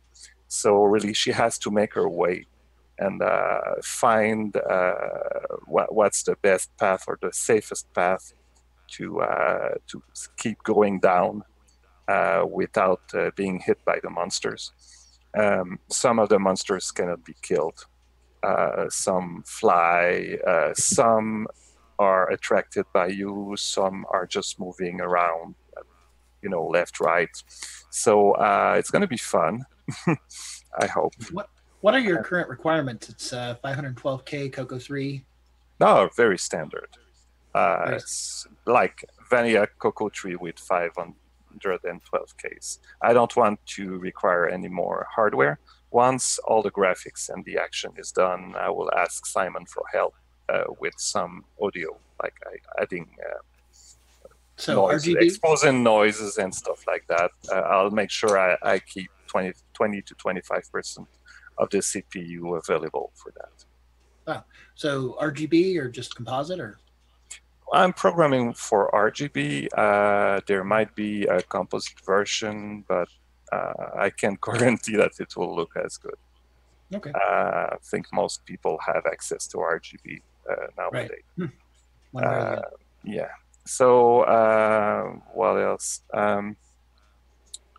So yeah, I'm trying to include animated elements in the game, so it's not only the monsters and the character. I want to have moving water, moving waterfalls, some animated things that are, you don't interact with them, but they add some movement to the game. It's not as static as most games would be on the CoCo. So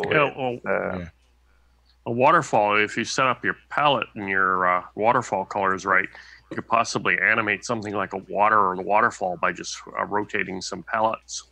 I don't want to do that. I really want to have these tiles properly animated, being flipped because I want, I don't want to, I want to have access to my whole palette for everything. I really have high requirements for that. I want the game to be as colorful as it can be and as dynamic as it can be. So that's why I needed to have very efficient sprites. I think that's a third version of my compiler, and now I'm getting very optimal results. And it'll be a vertical scrolling game. No horizontal movement at all, just vertical. Yes. How are you doing the score displays? Because that's one of the problems as well, that as you're scrolling the screen, of course, your score is also being scrolled off the screen as well. So I was just wondering how you're handling that.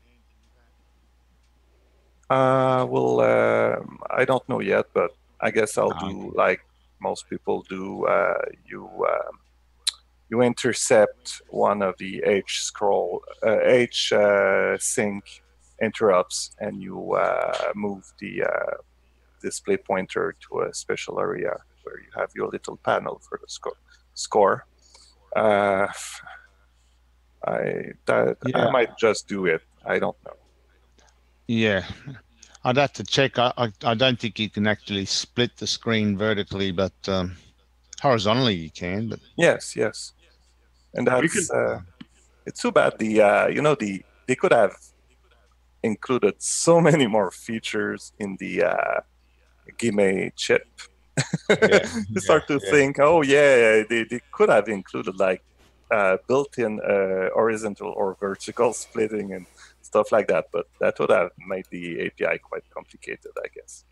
Yeah, if you want to split the screen vertically on a horizontal line, one of the things you could do is, like he said, count the horizontal line scan interrupts, and at a certain point, flip screens every time on a certain line. Yeah, I don't know if you can do that. You'd have to check with someone like Sockmaster, but I don't think you can do it vertically, split it that way. I think there's a limitation there. I think the issue there would be that it works for a demo, but for a game where you have all kinds of events firing at the same time, plus lots of background work, there's a risk of being just, missing one of these interrupts sometimes, or treating them too late and having a jagged screen or some flicker. And I don't want that. Dragonfire did it on a CoCo too, but it's very, very timing critical. It's a very simple game when you look at it. Yes. Welcome back, Curtis. You can do it on a CoCo 2. You can't on a 3, I think. Oh, Dragonfire did it on a 2. That's what I said. You can split it on a CoCo too. But Dragonfire doesn't change the video modes. It changes the video mode. It doesn't change the screen position though, does it? No, it only scrolls horizontally, but it does flip the video settings on a horizontal line, so it can get more colors onto the screen. Yeah, in Dragonfire, they swap. What do they swap? They swap the palette bit. Yeah, the two color sets it swaps. Yeah, between. they swap it somewhere You can do that. actually inside the scan line. You know, it's Yeah. position, and they flip it back later, so they can have the tower, the castle tower to the left and right, a certain color set, and the middle area with the bridge or the background. I don't remember over the action, the static background with a different set. So, well, that's quite interesting, actually. You couldn't flip any place you want, though there's some granularity there involved. You couldn't flip every byte. I think the limit is something like 12 bytes or something like that, but it's kind of game that's like a castle of cards where everything is a perfect balance. You change 1 byte or you take a few milliseconds too much, everything blows up, and it becomes a headache. The number of things that are animated is constant. The positions on the screens where you can have things moving are very limited. You have like a tunnel on the screen where you can be, and that's it. So it's a great demonstration, and it was a good game actually, but using very complex and timing dependent things on an arcade game. I mean, I'm not Sock Master. I couldn't pull that off, so I'm gonna play safe for this and try to find the algorithms instead of the tricks to do my work. My apologies to everyone here. We just had a power failure, which is why I suddenly disappeared mid-sentence. So, and guys, I will have to drop. It was a pleasure to talk. All right. I'll give updates of the game. It looks like it's going to be a good game. Just let me tell you one thing: Nintendo's going lawsuit crazy recently, so make sure you redo and remove those Nintendo-like tiles and replace them with something else. Yes, I had comments saying that they're too similar to Nintendo games. But you know what? I haven't even used them in examples. I'm gonna replace them. It's gonna take me a few hours of work, but that will at least I will feel safe saying I designed everything from scratch and pixel by pixel. Keep the old art though. We can always hack it in later. So people. Yeah. Okay. So goodbye. Thanks, and have a great weekend. Bye. Thanks a lot, Hugo. Bye. Thanks, Hugo. Bye. Now I have to go back and watch a show afterwards because I missed a bunch. Darn. Good thing it's recorded. Yeah. Yes, it is. And by the way, it's like Stevie is trolling us now. He's asking if I was awake, so. All right. Curtis, I'll let you pick up where we left off on the news here. Okay. Well, I guess kind of along the same line, we were talking about compiled sprites and stuff, and there's multiple projects going on using compiled sprites. So I don't know which one we should do first. Maybe we'll do Jeremy Spiller's, because he's released a source code for Crystal City and Xenix. Tell me which one it is, and I'll stop. You had it there earlier. But he also released a kind of a little explanation of, yeah, there you go. Yeah. Okay. So what he did there is he's kind of released a bit of a history and a bit of technical details of how he actually implemented these two games, which are two of the finest games that CoCo 3 ever got, and use hardware scrolling and stuff like Hugo was talking about earlier. But he's released this kind of description thing here we're looking at now, and then he also on his GitHub has released the complete source code for both games, which is great because it's like a shining example of some of the best CoCo 3 games done. So it's if you want to learn some really cool tips and techniques, it's a good place to go. Cool. And refresh my memory. What was this game again? The Crystal City? I don't think I've ever played that. If you click on CoCo at the top there in the blue, I think he's got screen. Yeah, there you go. Oh, cool. Yeah, I do not remember playing this game. Yeah, that one has full horizontal scrolling at full speed. And the Xenix is kind of like a Galaga Plus, I guess you'd call it. Cool. I might actually have to download this and play this today. I think, if I remember correctly, I have both of those myself. I had a little trouble originally getting them onto the SDC because I think, if I remember correctly, I might not be. They were on originally copy-protected discs, and I had to do extended SDC image to get them on there. Now I think that there's some images out there that are standard disk images. Yeah, and he's got his own versions of the disk images there too, I think, if I remember correctly as well. Yeah, I believe there is. So, cool. So that's one that uses compiled sprites. And he's released the source code to it. Very nice. Yeah, for both of them. Yeah. Yeah. So actually, we've actually got source code now for a couple of pretty decent CoCo 3 projects. We've got these two. Brian O'Neill has released the source code for Pack Dude 3D Monster Maze, which uses horizontal and vertical scrolling, as well as background music playing the whole time. That's actually available on my site, the game site. So yeah, if people want to learn some of the the fancier tricks on the CoCo 3, there's definitely some source code to take a look at now. Of course, it's all done with different assemblers, but yeah, I've got that game too. That's a good game. Yeah. Nice. All right. What's next? Go ahead. Chet Simpson's. Yeah, I might as well do an update here on Chet. Chet's been working on his massive, probably going to be the biggest CoCo 3 game ever made type thing. We're going to require 2 meg RAM, sound card, 6309. Like, this is just maxing the thing out. And when you want to see what a CoCo 3 can really do, that's the project he's doing. And I think he's in our chat right now too. So hey, Chet. But yeah, he's been doing some stuff on compiled sprites. He's got some sample source code here, 6309 based compiled sprites, where he's giving you details. Where his little sprite compiler thing will take the shapes you've created and then create the raw code to do the drawing fast without having to do masks when they're unnecessary, which is what Hugo was talking about as well. So keep following his progress on Facebook. 512? Yeah. No, 2 meg RAM and a 6309 and a sound card. It's all part of an evil plot to coerce me into putting a 6309 and a CPU socket into my color. If it works, no problem. Actually, I think everybody is switching to 6309 because Richard was putting them in quite a few on a lot of people's CoCos at Tandy Assembly. And we've got 3 game projects on the go right now. We've got Rick Adams with his new Temple of Rom 2. We've got Chet's, and we've got Nick's. So, there's a whole bunch of new 639 game development going on right now. And Nitrous 9 has been there the whole time, which, obviously I've been pushing for a while too. So, but cool. If you want the technical details on how to do, or what is being done with some of the compiled sprites and some sample 639 code showing it actually in action, that's what Chet has got his updates. And Chet's been doing regular updates here the last 2 weeks on, how he's been doing, making his utilities to do these compiled sprites and everything else too. So it's just been fascinating to watch him go. It's kind of like live blogging on Facebook. All right, cool.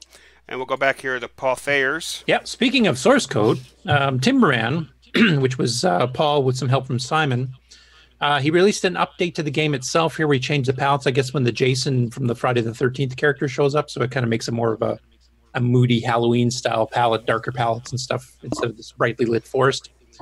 And at the same time, he decided to release the source code for that too. So when it's commented, and then it was, I think, if I remember correctly, it was his first major 6809 project, like his first machine language project. So you get to kind of see, comments from him and Simon and stuff on trying to get the game running faster in certain parts. And he's released a source code for Timberman itself, so you can actually download that. And that's another, CoCo 3 game project you can now see the source code for. So anybody wanting to learn to do games on the CoCo 3, this is the perfect time because now you got a whole bunch of example code, and most of the authors are completely, willing to share their ideas and answer questions and stuff too. So you can actually ask, the people that actually wrote these games, as well as look at the code and learn it that way. So cool. Great time to be doing this. Lots of talent. Yep. All right, and this is. I was going to ask, is Bruce still on? Yes, he is. Bruce. Hello. Hi. We've got the video queued up. If he scrolls down a bit with him getting to level 5, has he posted the one where he actually made it through? Yes. Yes. Is it in that same link somewhere? Nick's comment there, right at the bottom there. Nick says, "Did he make it all the way?" If you follow that little sub thread there, I think you get to see that part there. Yeah. All right, let me hit the play button.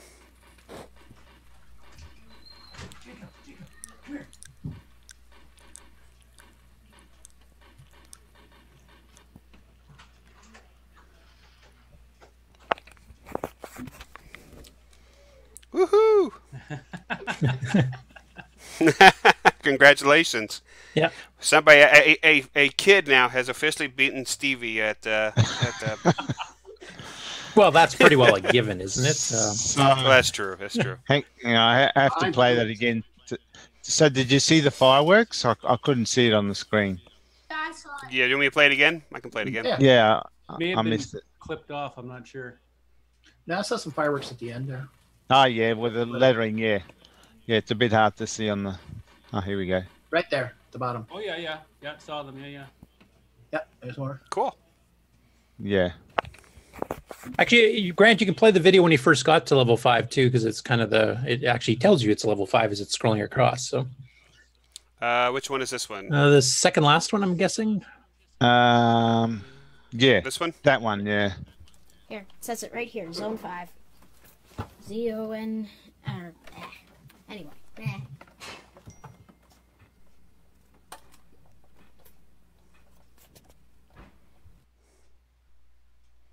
Cool. And I don't know how well it comes across in the video here, but on if you're playing it on real hardware, he's actually palette flipping between there's flips and stuff. So there's actually more than 16 colors on the screen at once. It says it right here, Zone 5.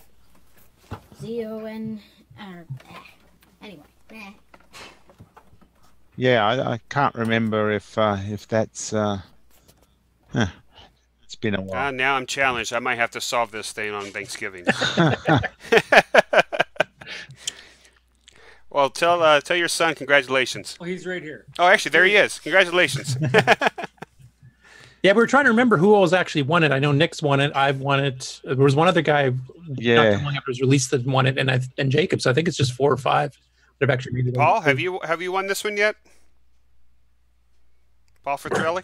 No, I haven't. I think I made it to level 3. That's about it. All right. Well, I think we have a challenge then. Thanksgiving, you and I. We'll see who gets there first. We'll live stream it.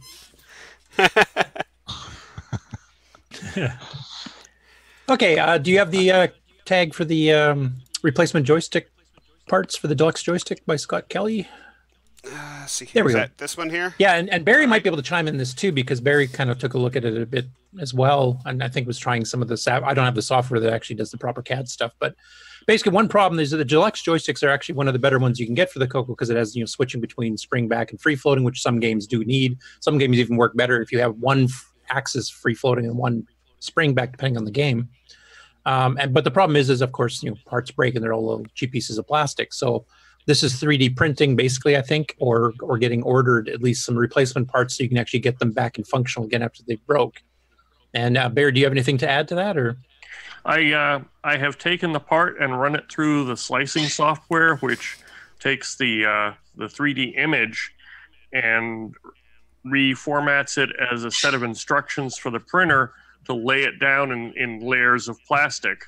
And I've successfully sliced it in a way that looks like it's going to be possible to print. I posted back a note to the thread saying I have a plugin on my slicing software that tries to move the part around until it finds the orientation where it requires the least amount of support. And I posted a posting back saying that it looks like that there's a different orientation rather than laying on its side like that works better, so it doesn't require as much support from the printer. And I'm going to try and print it because I've got some joysticks that need this part. Yeah, please keep us up to date on the success of that, because I think a few of us have got deluxe joysticks that are kind of getting old in the tooth and parts have worn off and aren't working correctly. I know a lot of my mine, because I've got 5 or 6 of them. A lot of the little levers that control the spring back actually are just so wore they just keep popping out as soon as you move the joystick too much. So where's the weak part on this? Where does it break? It breaks in various places. One of the spots it breaks, I guess, is where the hole goes through on the bottom there. I've got one that snapped there. I've got one that snapped out on one of the ends, but if anybody needs these, if I can successfully 3D print it, I'll probably, they take forever to print, so I won't be able to ship them out in vast quantities, but if somebody needs 1 or 2, I'll try to ship it out for, basically a pittance, plus the shipping costs to anybody that needs them. Yeah, you might have to come down and be a vendor at one of the CoCo Fest shows there. You might be able to make some of your money back. Yeah, And it's not a matter of that. I mean, that's, I'm not going to make a fortune on these things. I'll just charge something to cover the plastic and the hassle for making the darn things plus the shipping cost, and hopefully it'll be useful to some people. So yeah, so we've got multiple options now. We've got joystick adapters from several people for the more modern style controllers, and now we've got a way to repair probably one of the better controllers we had back in the day. So if you want to stay fully retro, you'll have a chance to be able to fix some of this stuff. So I'm not very good at designing the models, but if I get a model like this, I'm pretty good at adapting it to the printer and getting it to print out successfully. If we could get a 3D image, STL file for some of the other plastic parts, I could try printing that stuff too and see how that comes out. So, potentially maybe even have something that might work for even reproducing the entire joystick almost, because most of it's made out of plastic. Yep, that's true. All right, cool. I did have one question along the lines of Curtis mentioned about the fact that there's adapters out there that we can plug in some of the other joysticks into the CoCo. I was kind of curious. Waco, made that scroll ball, and the CoCo version of it doesn't come up on eBay very often, but there is just a load of the Atari style.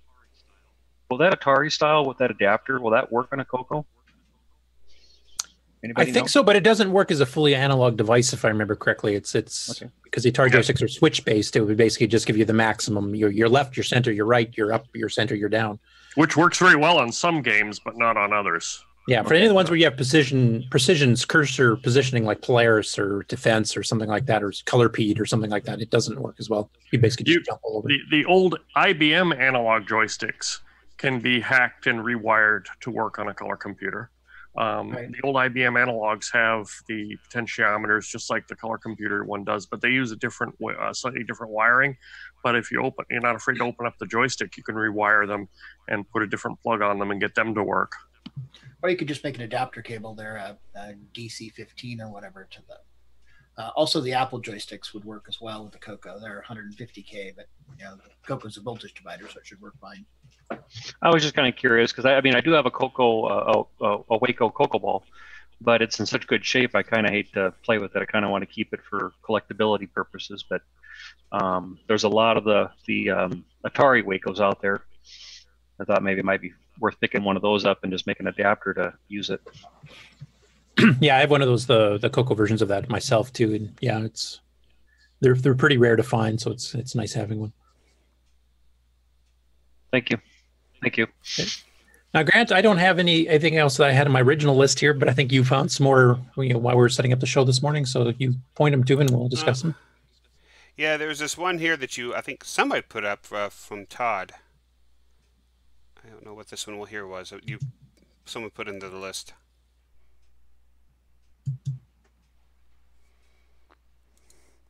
And then Ron DeVoe's printers. Davey Mitchell also posted something about the Cambridge Center for Computing History and some dragon stuff. Yeah, that must have been the link for this here. Do you have a link for that? Because I do not. It's in Discord in the news suggestions. All right, let me pull it up here real quick.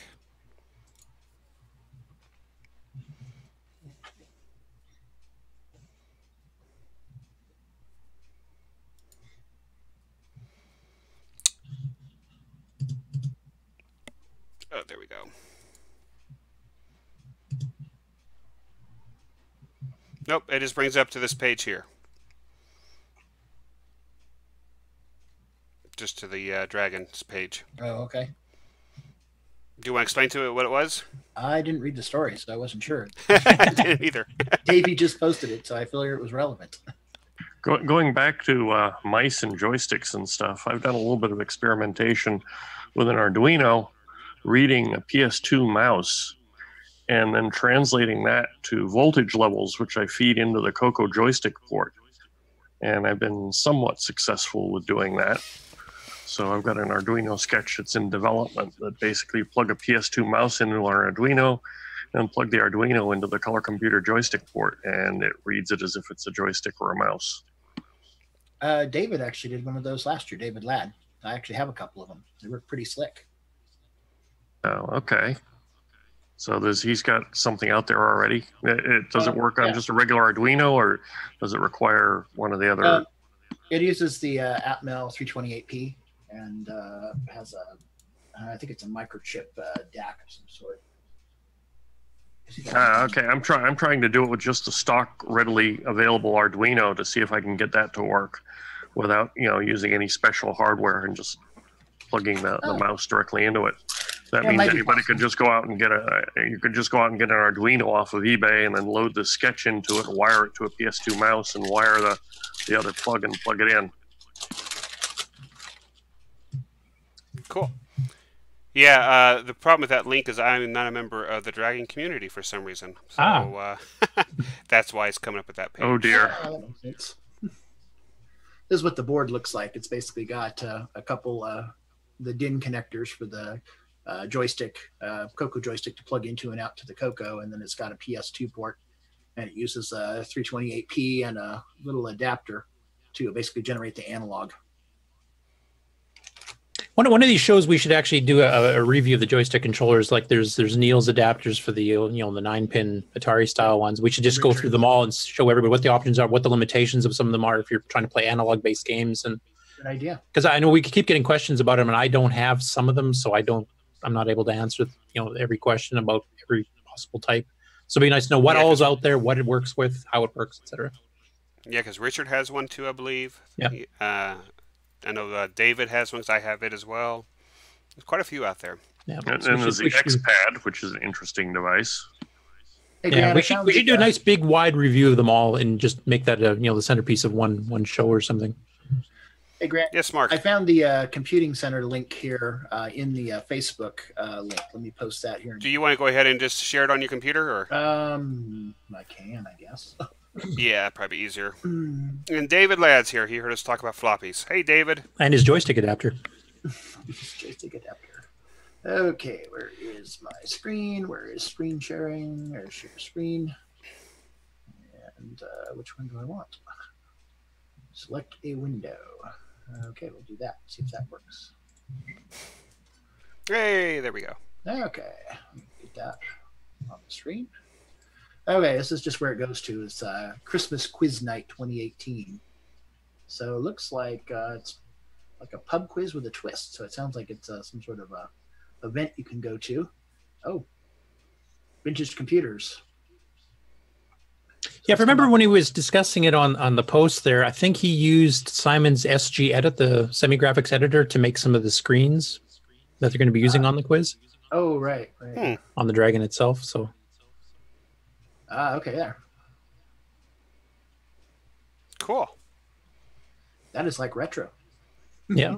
That is very retro. There's a few like Commodore 64s and Dragons, and I believe this Atari in the upper right corner is this Commodore 64, of course, in the lower left corner, and the CoCo or the Dragon there in the upper left.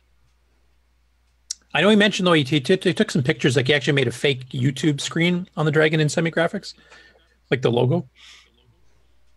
And he mentioned that he's using the CoCo VGA to get a nice clean picture of it. So he's got one of Brendan's CoCo VGAs installed on his Dragon as well. So quite happy with it. Cool. The CoCo VGA is an incredible product. It does a lot more than just redirect the screen to VGA. It also gives you a whole bunch of modes and enhancements too. What I understand. Yep, and it's a ongoing project, so it keeps getting more improvements as you go too, which is really nice. Like when he added the redefinable character sets here recently.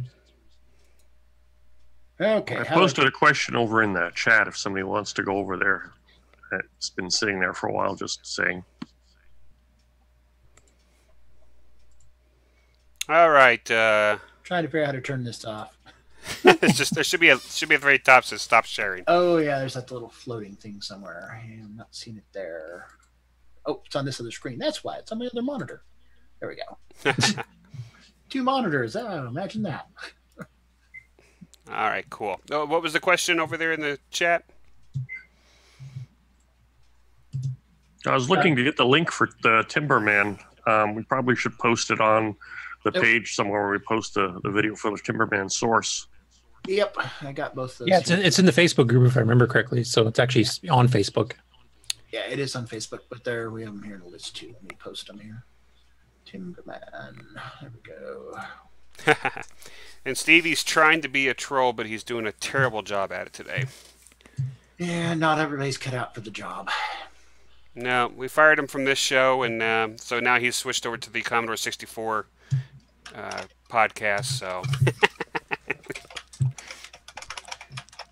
Is that all we had queued up for news, or is there still more tabs to go through there, Grant? Nope, that is it. That's all we had. Okay. Actually, a pretty busy news week, so that was cool.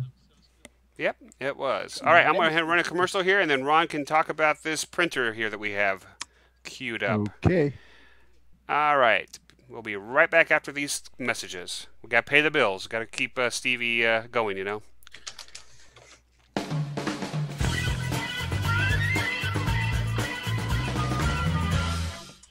Hi, this is the award-winning Alan Huffman of Subbeat the Software, and you're watching Stevie fall off cliffs. Hey, have you got your CoCo 3 yet? Hi, this is Rick Adams, author of Temple of Rom and Shanghai, and you've tuned into CoCoTALK, the nation's leading live talk show featuring the Tandy color computer. What's going on, everybody? Original Gamer Stevie Stroh here, and if you're a fan of vintage computing and retro gaming, then you're going to love our retro swag shop at 8bit256.com. There you will find custom designs by Instagram artist Joel M. Adams. You can get I'm a Coconut, CoCoTALK, and other cool video game images on a t-shirt, coffee mug, or mouse pad. So if you love retro, then head on over to the retro swag shop at 8bit256.com today. Tell them the Original Gamer Stevie Stroh sent you. Radio Shack has a great gift idea for the whole family. Fast action TV games, and they're on sale. Get this 6-game model for $29.95 or the 4-game model for $21.95. With rising entertainment costs, that's a real bargain. You play hockey, tennis, squash, and more. Easy to hook up and great family fun that lasts all year long. The sale price TV games. Only at Radio Shack, a Tandy company. All right, we are back. We are ready for Ron's Garage. All right, Ron. Okay. You're going to pull up... Yep, we're pulling it up right now.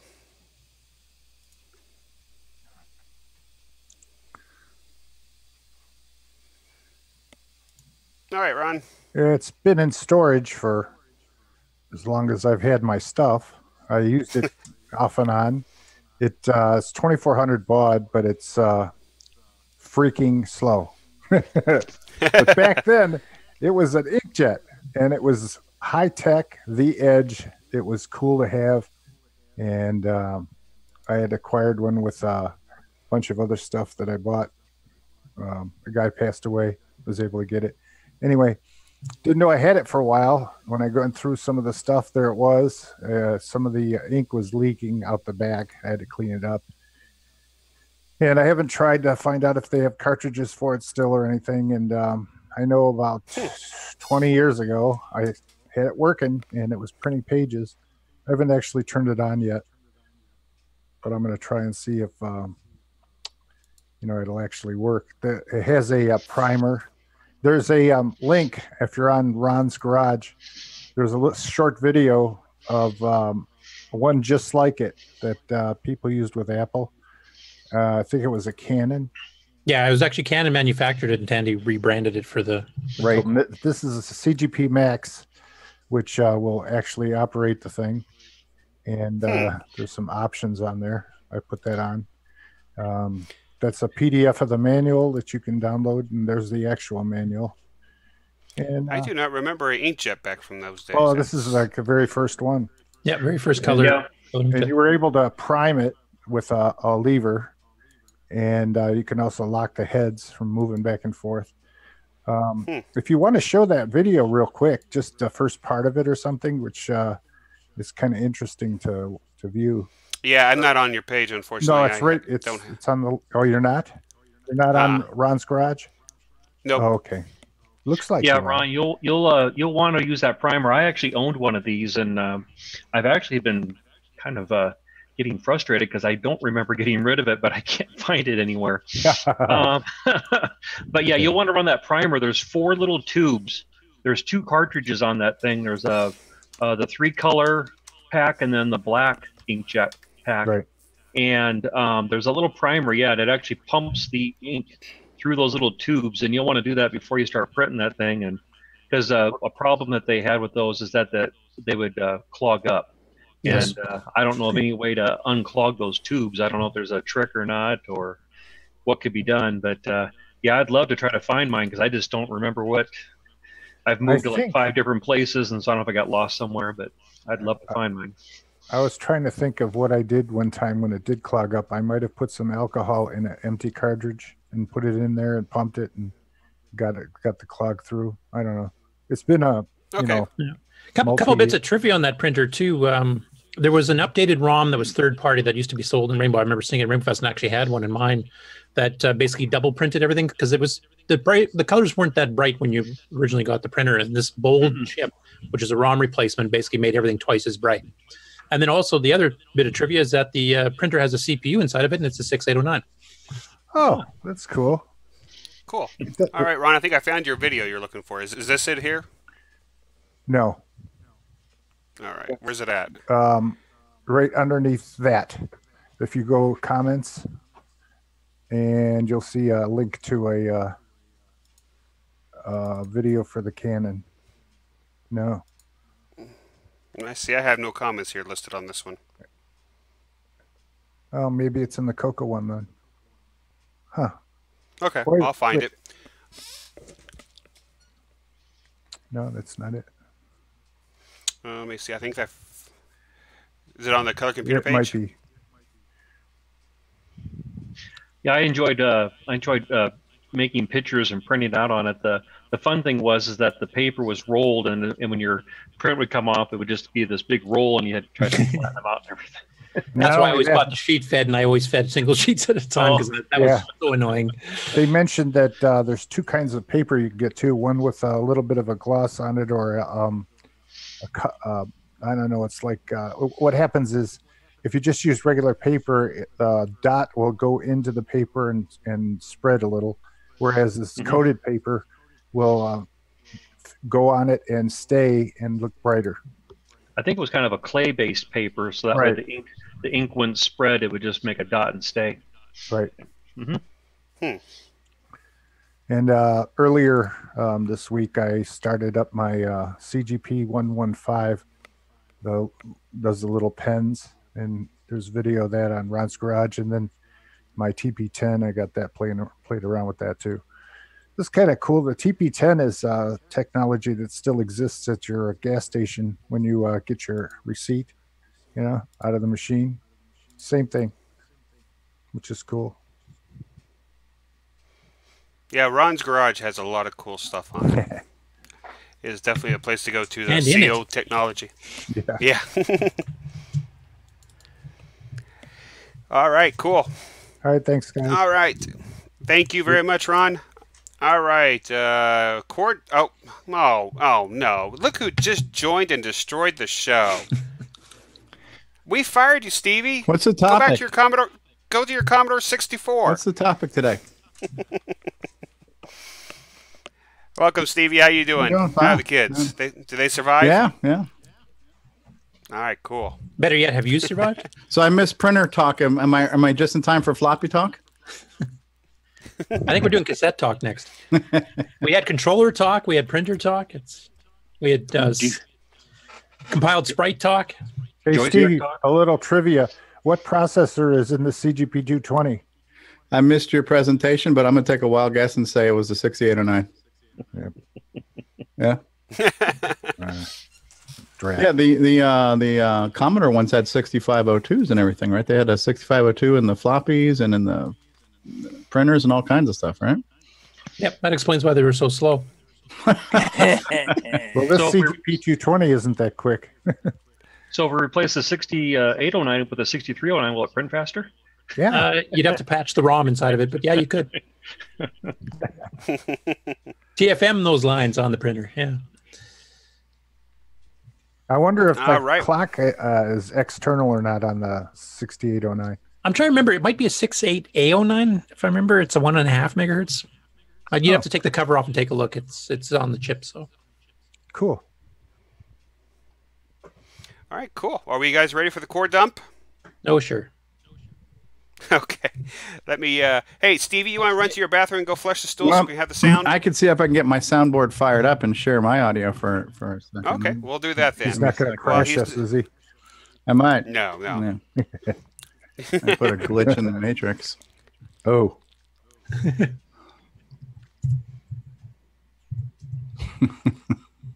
What is Jim saying? Oh, retro innovation. Yeah. Now, at least the real troll is here, so I don't have to try anymore. So we try not to have dead time. There we go. All right, there we go. Was that Greg flushing a real toilet? No, it wasn't. Oh, okay.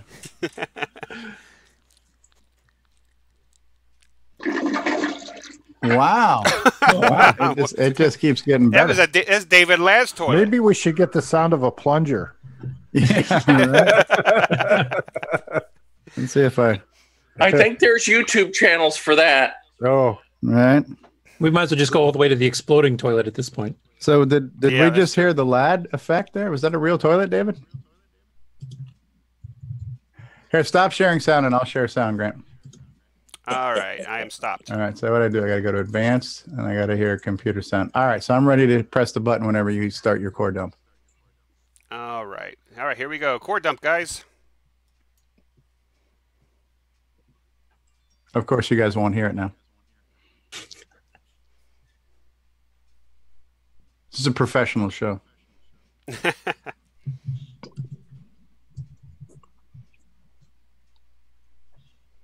Press the button, Frank. Oh, let's try it again. See, now the show goes to hell. All right, I'm going to hang up. You guys are doing better without me. Here, I'll just press my button real quick. There we go. There's our dump. All right, I'm going to stop sharing. Go ahead, Greg, as you were. All right. I like my flush better. Yeah, David's flush was definitely better. All right, Curtis, go ahead and do your nitrous 9 tricks. Okay, I just want to double check with Nick. You had nothing to put on core dump yourself today? No, nothing from me. Okay. It's all yours. Okay, so this is actually going to be a two-parter. I'm just going to go through the user side of it here this week, and then next week I'll go into some programming stuff you can do for it. And this is having to do with the way the keyboard buffer, the type of head buffer works on OS 9 and Nitrous 9. So basically the way it's set up is that you can type ahead, while other things are happening. You don't have to sit there and wait for the cursor to come back. And every window has its own unique buffer. And there's 128 characters you can type ahead if you want to. Now, on the stock OS 9, you had just a few things you could do. Control A would repeat the last line, and then you could edit that line and change. If you're changing directories or something like that, you want to go back a directory, you can hit Control A and then just backspace over the very last part of the directory, and then you'd read to the previous directory, for example. On Nitrous 9 and even some of the upgrades to OS 9 Level 2, there was added in by Kevin Darling and some others, all the keyboard editing stuff. So there's arrow keys to go back and forth within your text line, control arrows to insert and delete, shift left and shift right to go to the beginning, go to the end. And then we also expanded that later on based on a system call I'll be discussing next week, the command history on the Shell Plus, so you can actually go with the up and down arrows to go through the last so many commands you've executed. So I'll touch on that more next week. For this week, though, I just wanted to mention that there's a bit of a quirk to the way the keyboard buffer works that you can use to your advantage, even on stock OS 9, but also even more so on Nitrous 9, whether you're on EOU or just a stock one. And that is basically that as you enter in a command to the keyboard buffer, it always starts at the beginning of the buffer, and then you type in whatever, and then the carriage return signifies the end of the current command. So if you do a command, you hit return, and then you hit the Control A or Shift right arrow, depending on whether you're running OS 9 Level 2 or Nitrous 9, you will get that last line repeated up to the carriage return. But it doesn't actually delete any of the other stuff in the buffer. Like if you did a long command like, dir/dd/source code/ASM or something like that, and then the next line you just type dir by itself, it still keeps all the old text after that carriage return after the dir, so that you can still access it as soon as you go past where the carriage return on your last line is. So in the example I just gave you, say your first command was 20 characters long, then you did a command that's only 3 characters long. Once you go past the 4th character where the character turn is, you replace it with a space or something. If you hit Shift Right or Control A at that point, your old buffer from the previous command would actually fill in. And you can use this sometimes to save yourself a lot of typing as you're going through things and go back and kind of reuse parts of lines way before, even if you don't have command history on your shell, like if you're running the stock shell, if you're running just plain OS9 level 2.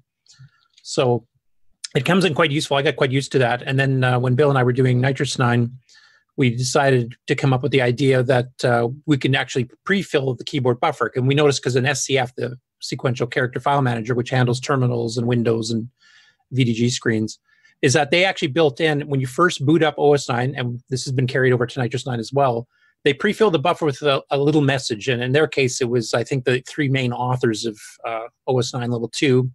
And then when we did the first versions of Nitrous 9, we put the 3 main authors of Nitrous 9 at the time, which is Bill, myself, and Wes Gale. And I think the current one has... Yeah, kind of. And the current version 3.3 release on the repo, if I remember correctly, has www.nitrous9.org is the built-in one. So anytime you fire up a new window, if you hit Shift Right arrow right off the bat, you get that little message pre-built in.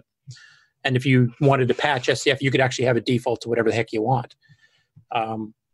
So we ended up adding a system call into SCF, which that'll be going into detail next week and showing you some programming examples of it, where you can actually programmatically on the window you're on, pre-fill that buffer with whatever you want. And we use that when you're doing the command history, because it pre-fills the buffer with whatever your previous line is. So when you do the editing keys to go through it, you can actually edit the text. But you can use this in your own programs too. You can, basically, if you want to have a default, some text that you want to default that the person's going to type in, they can edit it immediately using the insert and delete keys. You can preload it in, print it on the screen so they can see it's there, and then they can actually hit the arrows and go through it, and it's already all done for you, without you having to actually have to type everything in the first place. So I don't know if it's worth me sharing, but I can probably share my VCC here just to kind of show you the trick about if you do a long command line, then you do a short one, and then you overtype where the carriage return would have been on the short one, the old stuff comes back to, you can reuse it. So I will do a share here myself. Greg will have to stop sharing, so. Yeah, I have to wait. You got it. Okay.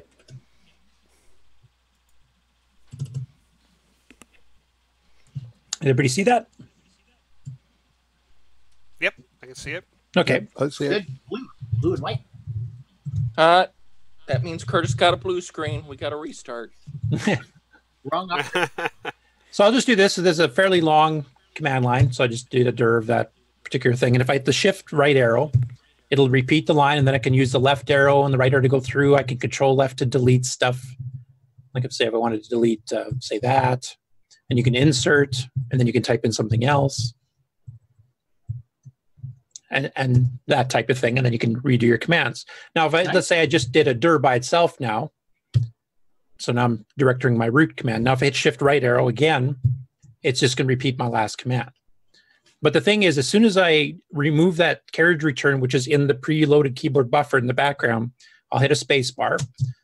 Now that carriage return is gone. So now when I hit Shift Right arrow, SCF will actually go in and go, oh, there's no carriage return right after this, so I'll just do whatever until I hit the next carriage return, the keyboard buffer, which is left over from my previous one. So now if I hit Shift Right arrow, that whole command comes back.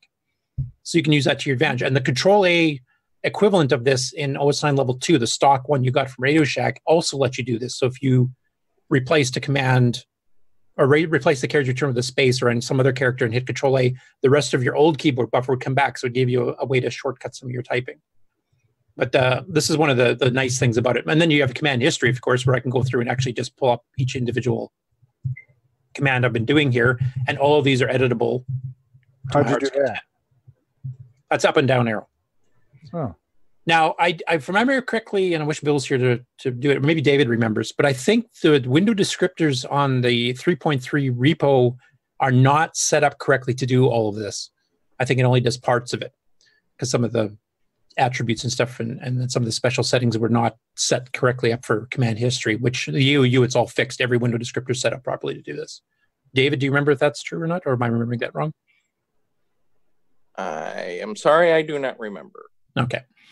But anyway, like I know Stevie, I've watched him get frustrated on RS-DOS, typing in something. If he does a typing mistake, you have to retype the whole stupid line.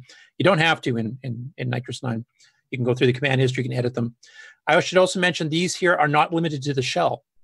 The command history part is limited to the shell, but as far as your editing, like control, delete, and inserting and stuff like that, works on any input prompt. So if you're running a basic 09 program, if you're running a C program, an assembly program, it doesn't matter. As long as it's using a standard read, system call, or input or whatever in basic, they all have this. You can do the inserts and deletes and jump to the end, jump to the right, all works exactly the same.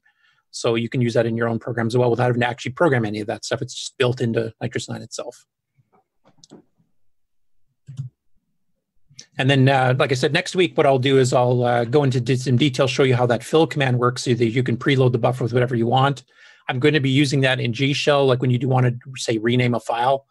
I'll have it so you can right-click. It'll pop up a window with the name of the file as it currently stands, preload it with whatever the file name is, and that way, if you want to just add, .dat or something on the end of it, you can just hit Shift-Right, .dat, and you're done. No matter how long the file name is, you don't have to retype the whole thing. Or if you want to just delete a couple characters or insert a couple characters or whatever else, you can do the whole that. So it's quite a handy little thing. But we'll get into the technical details for that next week. Any questions? The power of OS 9. Yes. So that was my stupid OS 9 trick of the week. God, it wasn't stupid. It was smart. That was nice. Yes. Cool.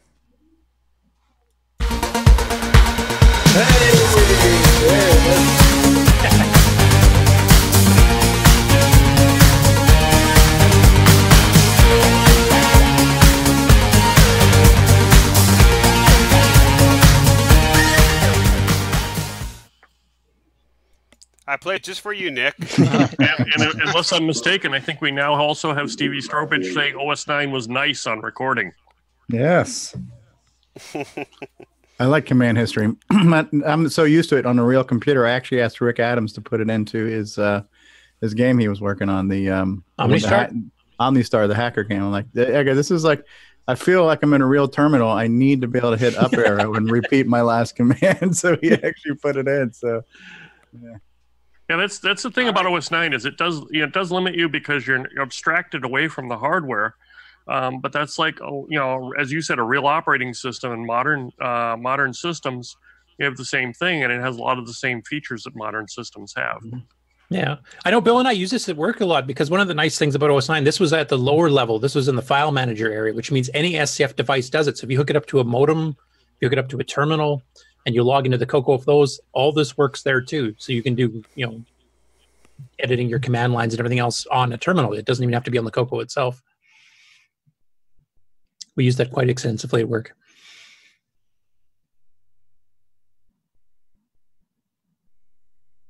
Anyway, that was CoreDUMP for this week. Like I said, I'll have sample basic 09 code showing the system call to preload the buffer, and then some little, tricky things you can kind of do if you program it right to make it a lot easier to use for users.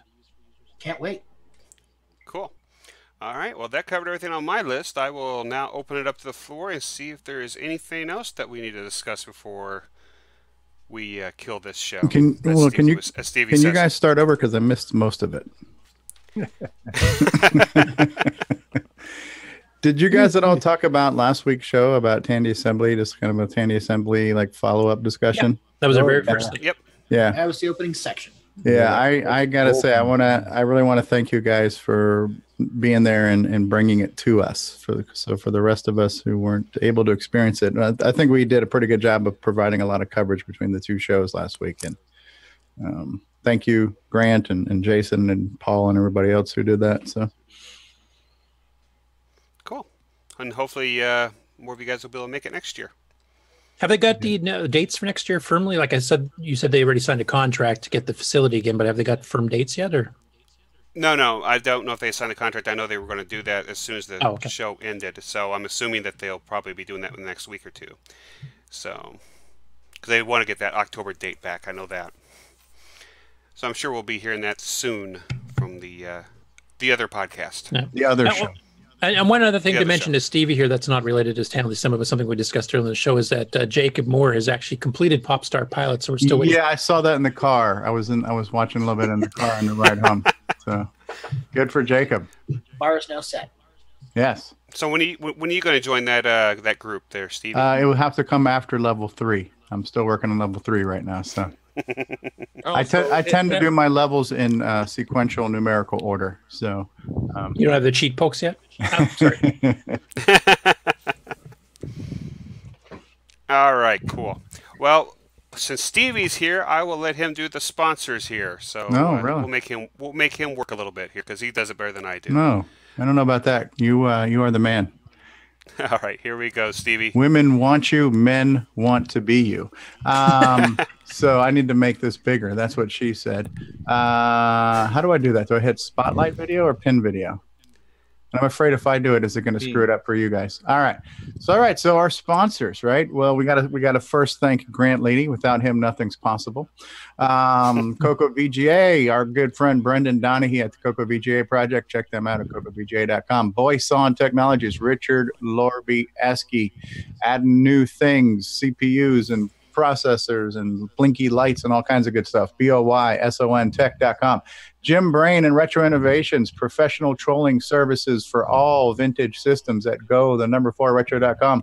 The original CoCo online merchandise shop for accessories and upgrades and hardware and repairs was Cloud9 Technologies at cloud9tech.com. SDpack.com is a cool little project, and get your own switcheroo and now the new Wallaby cable at CoCo3ScarCable.com or CoComan.biz. That's our Jason, the CoCo Man Reichert, best known as the brother of Ken Reichert.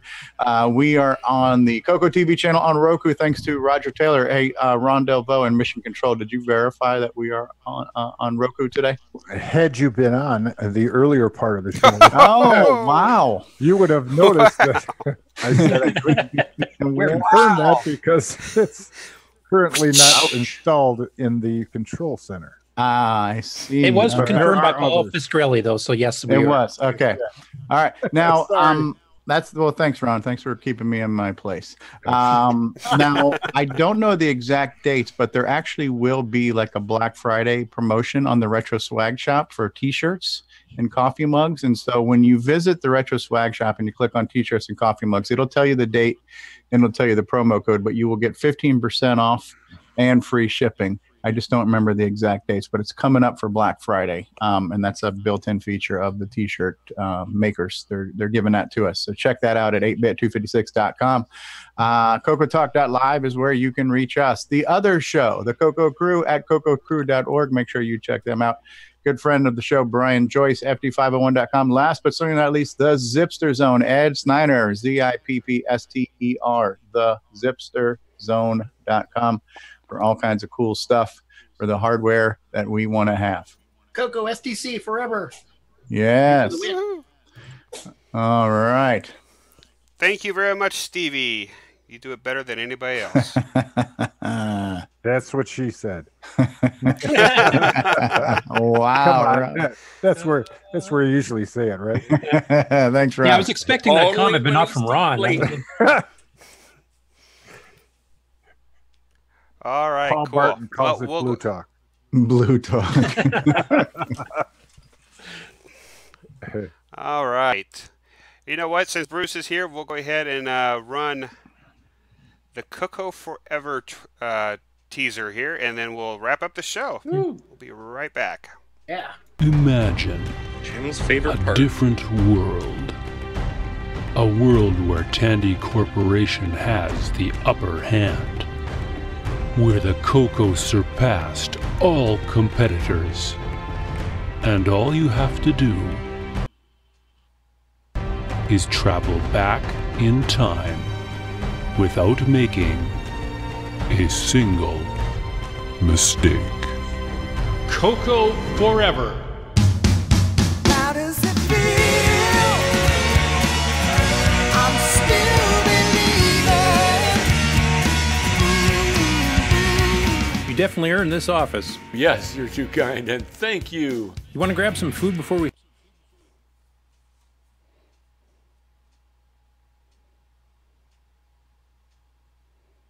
seem to have lost audio. Oh. Yeah, I lost it here too. Well, head back and look at that Alt Reality OS 9 module. It's only 40 years past due, but yeah, sure. How does it feel? I'm still believing.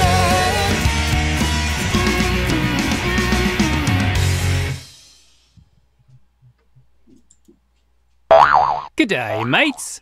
This is Nick Marionettes, and I'm here today to tell you about the most fabulous video display product, the Switcheroo. Go from RGB to composite with just the flip of a switch. Talk about ease of use. However, unlike my favorite operating system OS 9, I cannot seem to get this to work down here in Australia. CoCo3ScottCable.com. All right, welcome back. Celebrity Hey, voices Curtis, impersonated. Curtis, I saw you put a link up. Was there something you want me to... Yes, this is my little surprise. I'll just set it up here before you load it up. A guy got in contact with me privately, and he was asking if I was still in contact with Ken Kalish. You know, did a lot of games like Phantom Slayer, Invader's Revenge, and Starship Chameleon, etc. And I said, no, I haven't actually talked to Ken in probably a decade and a half. But what he did is he's got a whole virtual reality setup, which you'll see in the video. And he actually linked it up to Phantom Slayer. Now you probably have to drop the volume a bit down because he has a lot of music in the background and stuff here too. But this is the way to play Phantom Slayer. I was impressed with this. All right, let me switch over to it here real quick. All right, we ready to push play? Yeah. All right, I'll go ahead and leave the music up unless you guys want me to stop it. So.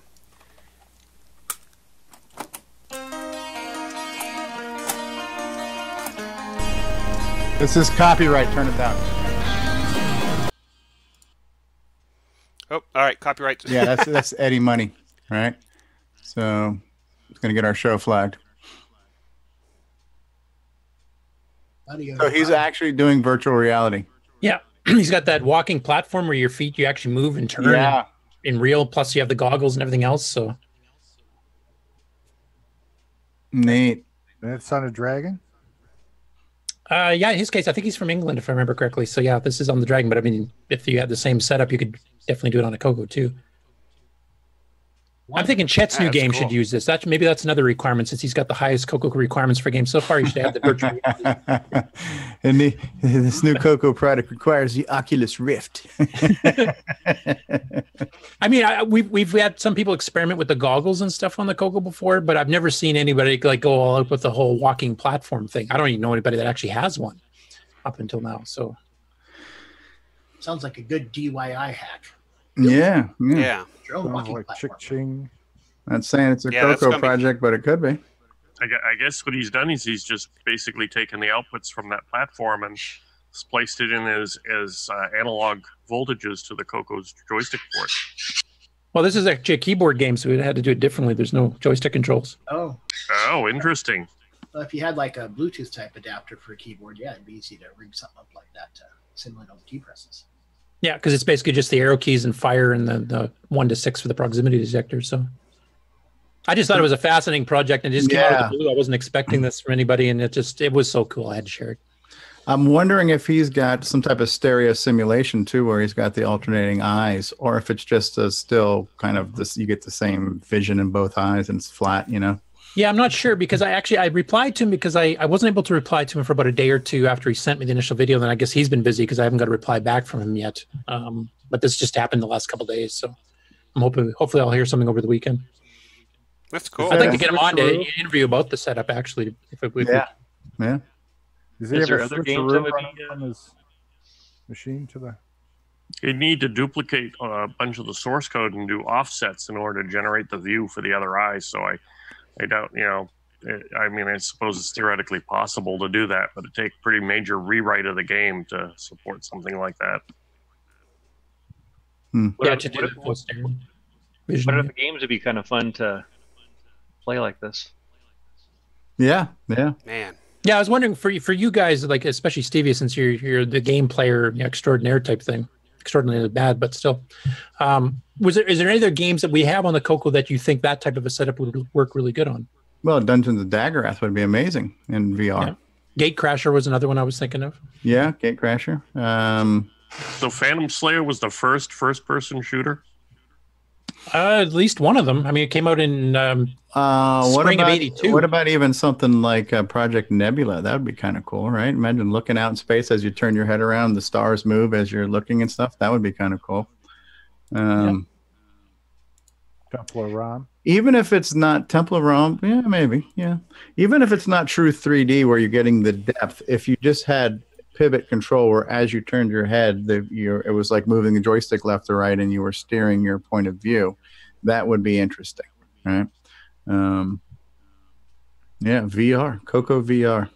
Where do you get one of those things? But I just want to warn, if anybody's going to make this, make sure you put a sound chip in it ahead of time. Let's not have to retrofit the sound chip to the VR headset, okay? Be So kind. honestly, Phantom Slayer is one of the few games that actually had pretty good sound on its own. You didn't need to worry about that as much. Yeah, yeah.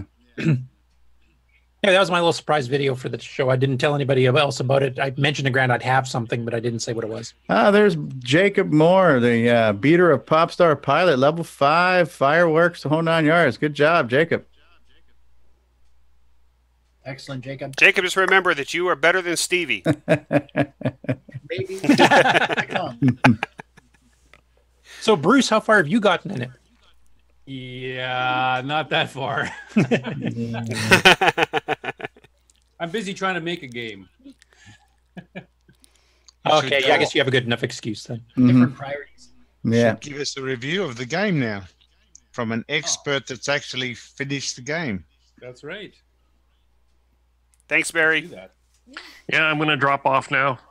See you later, guys. Probably Take next care. week. Yeah, see you, Barry.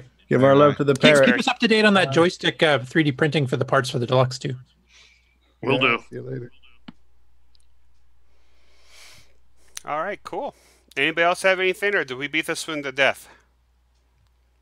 After Dark, yes. Yeah. Yeah. To me, it was almost like I just got here and I missed the whole thing. So I went by so fast. Did you have anything you want to share, Stevie? Did you have any? Just my feelings for you, Grant. Thanks. Where's that mute button at? Where's that kick at? You do realize that you need to go in a private place for that, Stevie. All right. Chet Simpson recommended VR with Rescue on Fractalus. Rescue on Fractalus. Yeah, that would I guess be that means I should get back into finishing optimizing it then too, huh? Al Hartman said FS1 Flight Simulator. Yeah, both those would be cool. Yeah. P-51. So, Stevie, they were asking if we're going to do an After Dark. That would be up to you. Why not? Well, you fired me, so it's your world. We're just visiting it. You may have to rehire him just for the night here. Yeah. Yeah. How's the Commodore 64 world going for you? Oh, it's great. They've welcomed me with open arms. It just took a long time for that to actually happen. That's all. So, C64 After Dark. C64 After Dark. Yeah.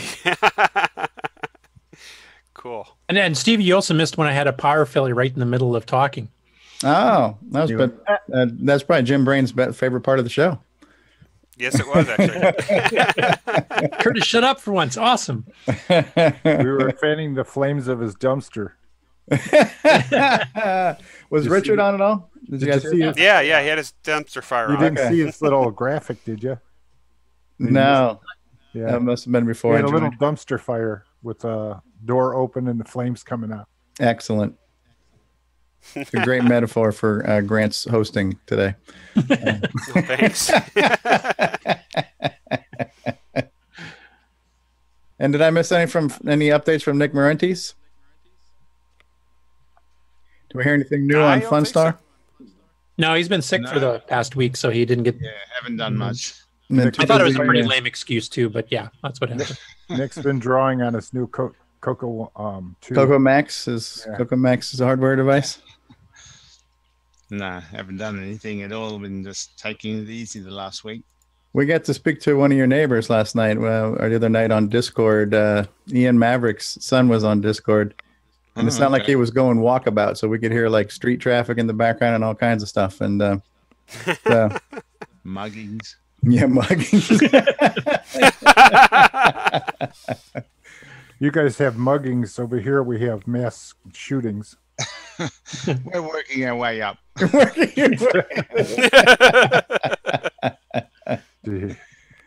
And mugged with a boomerang. So, Yeah, Jacob, I was just going to ask Jacob, actually. I think he's just left the room. Hey, yes, he's back. Just wondering if you can tell us what was his favourite parts in Popstar Pilot. I really liked level 4. Level 4 was really interesting. There's his boomerang. Going out for a mugging, easy. Is that from Boyson Technologies? Yeah, is that what the new boomerang board? That's your memory upgrade. Tried to return it, but it kept coming. Yeah.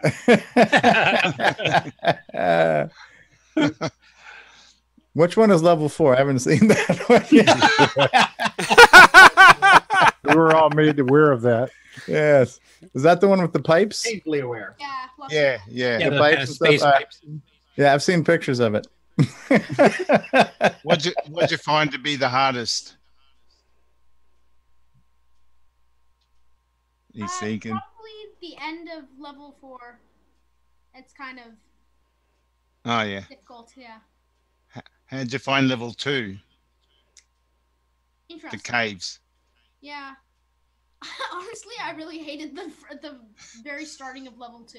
It's so annoying going through that very jagged thing. Yeah, it was designed to throw Steve, so which it's done. And so far, they've been completely successful in that endeavor. So. That's right.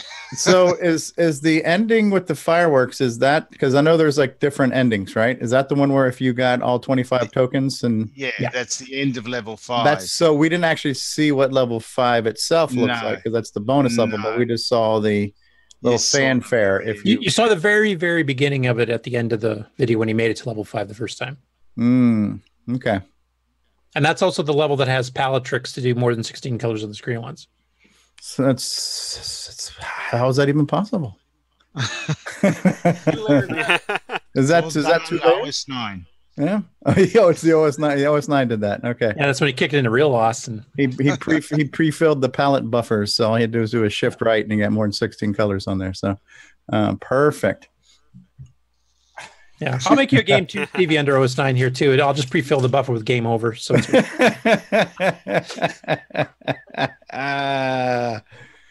That way it loads faster. I don't even have to write the game. I just have to print game over, and I'm done.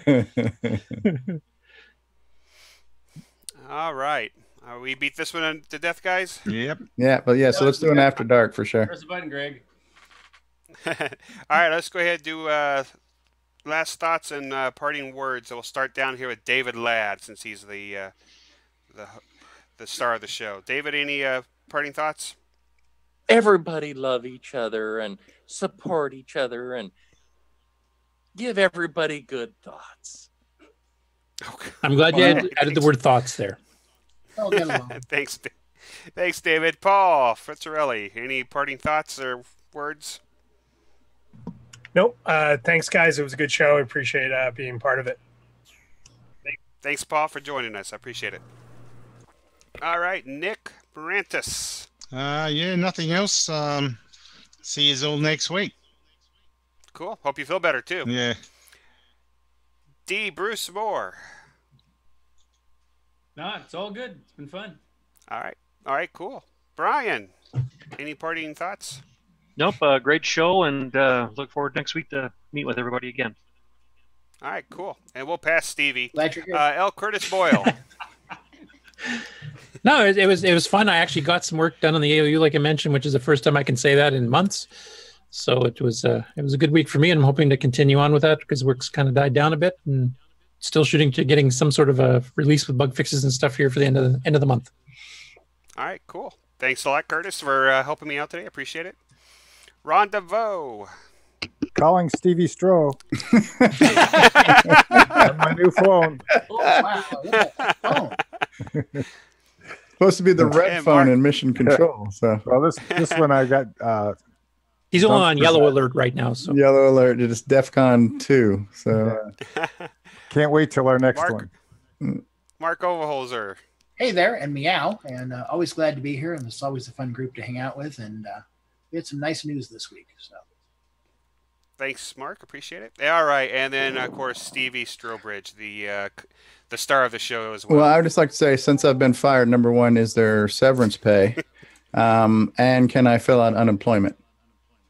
Well, as you always say, you know, double nothing is still nothing. So no. I figure we can give him all the residuals from YouTube. There you go. There you go. I did. Well, when I watched in the car, I did see a commercial, so that's at least 1/10 of 1 penny that I know I got today. So, excellent. All right, cool. And then, of course, thanks everybody for joining us, and have everybody have a happy Thanksgiving in the United States. And thanks, Grant, for doing the sharing of the video and being the co-host on the show too. Yeah, thank you for helping, Curtis. Except I keep trying to call you Greg. I keep forgetting what your name actually is. Yeah, actually, it's getting a lot easier now because Stevie and I are finally we got a lot of the bugs worked out and stuff like that. So it's a lot easier now to kind of pick up the baton when needed and stream the show when Stevie's got to do real family things, you know. When he has to adult. Exactly. Don't forget at Ron's Garage, you can pick up a Happy Thanksgiving graphic for your CoCo 3. Excellent. Have it on while you're eating your dinner, or just before you go into snooze land. And just ask Stevie, are we going to do a Thanksgiving show or this was it Black Friday show? Well, you mean like the Saturday after Thanksgiving? No, like maybe the Thursday of Thanksgiving or Friday after. We could, if you wanted to, maybe an after dark, if because after nap we'll call it. So. All right, cool. Well, everybody just pay attention. Actually, that's a really good idea. Why don't you guys think about that? Let's think about what we've been thankful for, not just in the CoCo sense, but just life, family, things like that. We did that last year, right? So maybe we'll do that again. We'll ask people to submit their video clips and, yeah. And that also reminds me too. We are coming to close to the end of the year, so we probably be thinking about the best of or the year in review for CoCo. So be thinking about that because I'm sure we're going to be doing that after Christmas. Mm-hmm. Who did the compilation for us the other time? Brian Joyce. Boy, he did a great job, didn't he? Yeah. Yes, he did. Do you know if he's working on that again this year, Stevie? Or well, supposedly, I think he is. That the next thing is going to be the David Ladd story. That's his project he's been working on. So, because we can do like Twit does, where we can have everybody that's been on the show or watches the show to send submissions. If we can get an email address for him, telling him like this episode at this timestamp was a really cool thing that should be on the best of, and help him get it done without having to pour through all this crap we call a show. Yeah. All right, cool. All right, well, there's a few other people here that I need to mention that were also on the show. Rick Adams was here earlier. Then we also had Jason, the CoCo man, was here. Paul Barton was online. Richard was here. Barry Nelson was here. Barry Nelson was here. And Hugo was also on here as well. All right, cool. All right, well, here comes the favorite part of the show from Jim Brain. So we'll go ahead and start the outro. And we'll be back right after that. Hi, this is Antonio Jimenez, author of such projects such as the Stevie Throw Devil and the SD Pack, and you are watching CoCoTALK. 3, 2, go. I'm behind you making faces. Okay. Do you have a script? You're rolling, Curtis. You say whatever the hell you want to say. Well, give me some kind of guideline. Hi, this is Curtis Boyle. Hey, this is Eric, and you're listening to CoCoTALK. All right, we're rolling. You say whatever you want to say, David. I can't even think of anything. Nation, world, sweetie. Weekly, Tandy computer. Something like that. Hi, I'm Tim. Playing Daggerith like that idiot from the book. You're watching CoCoTALK. Thank you, David Ladd. Now get back up there for 1 second. Oh, jeez. Come on. What? Let's get some DriveWire, TTL, ESP. No, we don't need any DriveWire or TTL. Hi, it's Curtis Boyle, part of the CoCoTALK crew of people. Hi, we're on Delvaux Timberman to experience Coco Fest, you must come. Do you need this? I brought the only working MC10. I could not get. Could not get. Couldn't get a grant. By certain someone you know. Oh well. The world's leading weekly CoCoTALK show. Yeah, something like that. Hi, this is Rick Adams, and I'm the author of Temple of Rom, Shanghai, and now Bomb Threat, and you're listening to Stevie Stro on CoCoTALK. 8-slot MPI, you know, floppy drive, CoCo SDC, Sound Speech Pack, Orchestra 90, RS-232 Pack, Modem Pack, Super IDE. You start adding all those together if you want them all usable at the same time. Well, guess what? You just went over the 4-slot MPI. All right, cool. Yeah, it looks like I don't have the new outro, so I will have to spare everybody on that today. The bathrobe one? No, I don't have that one either.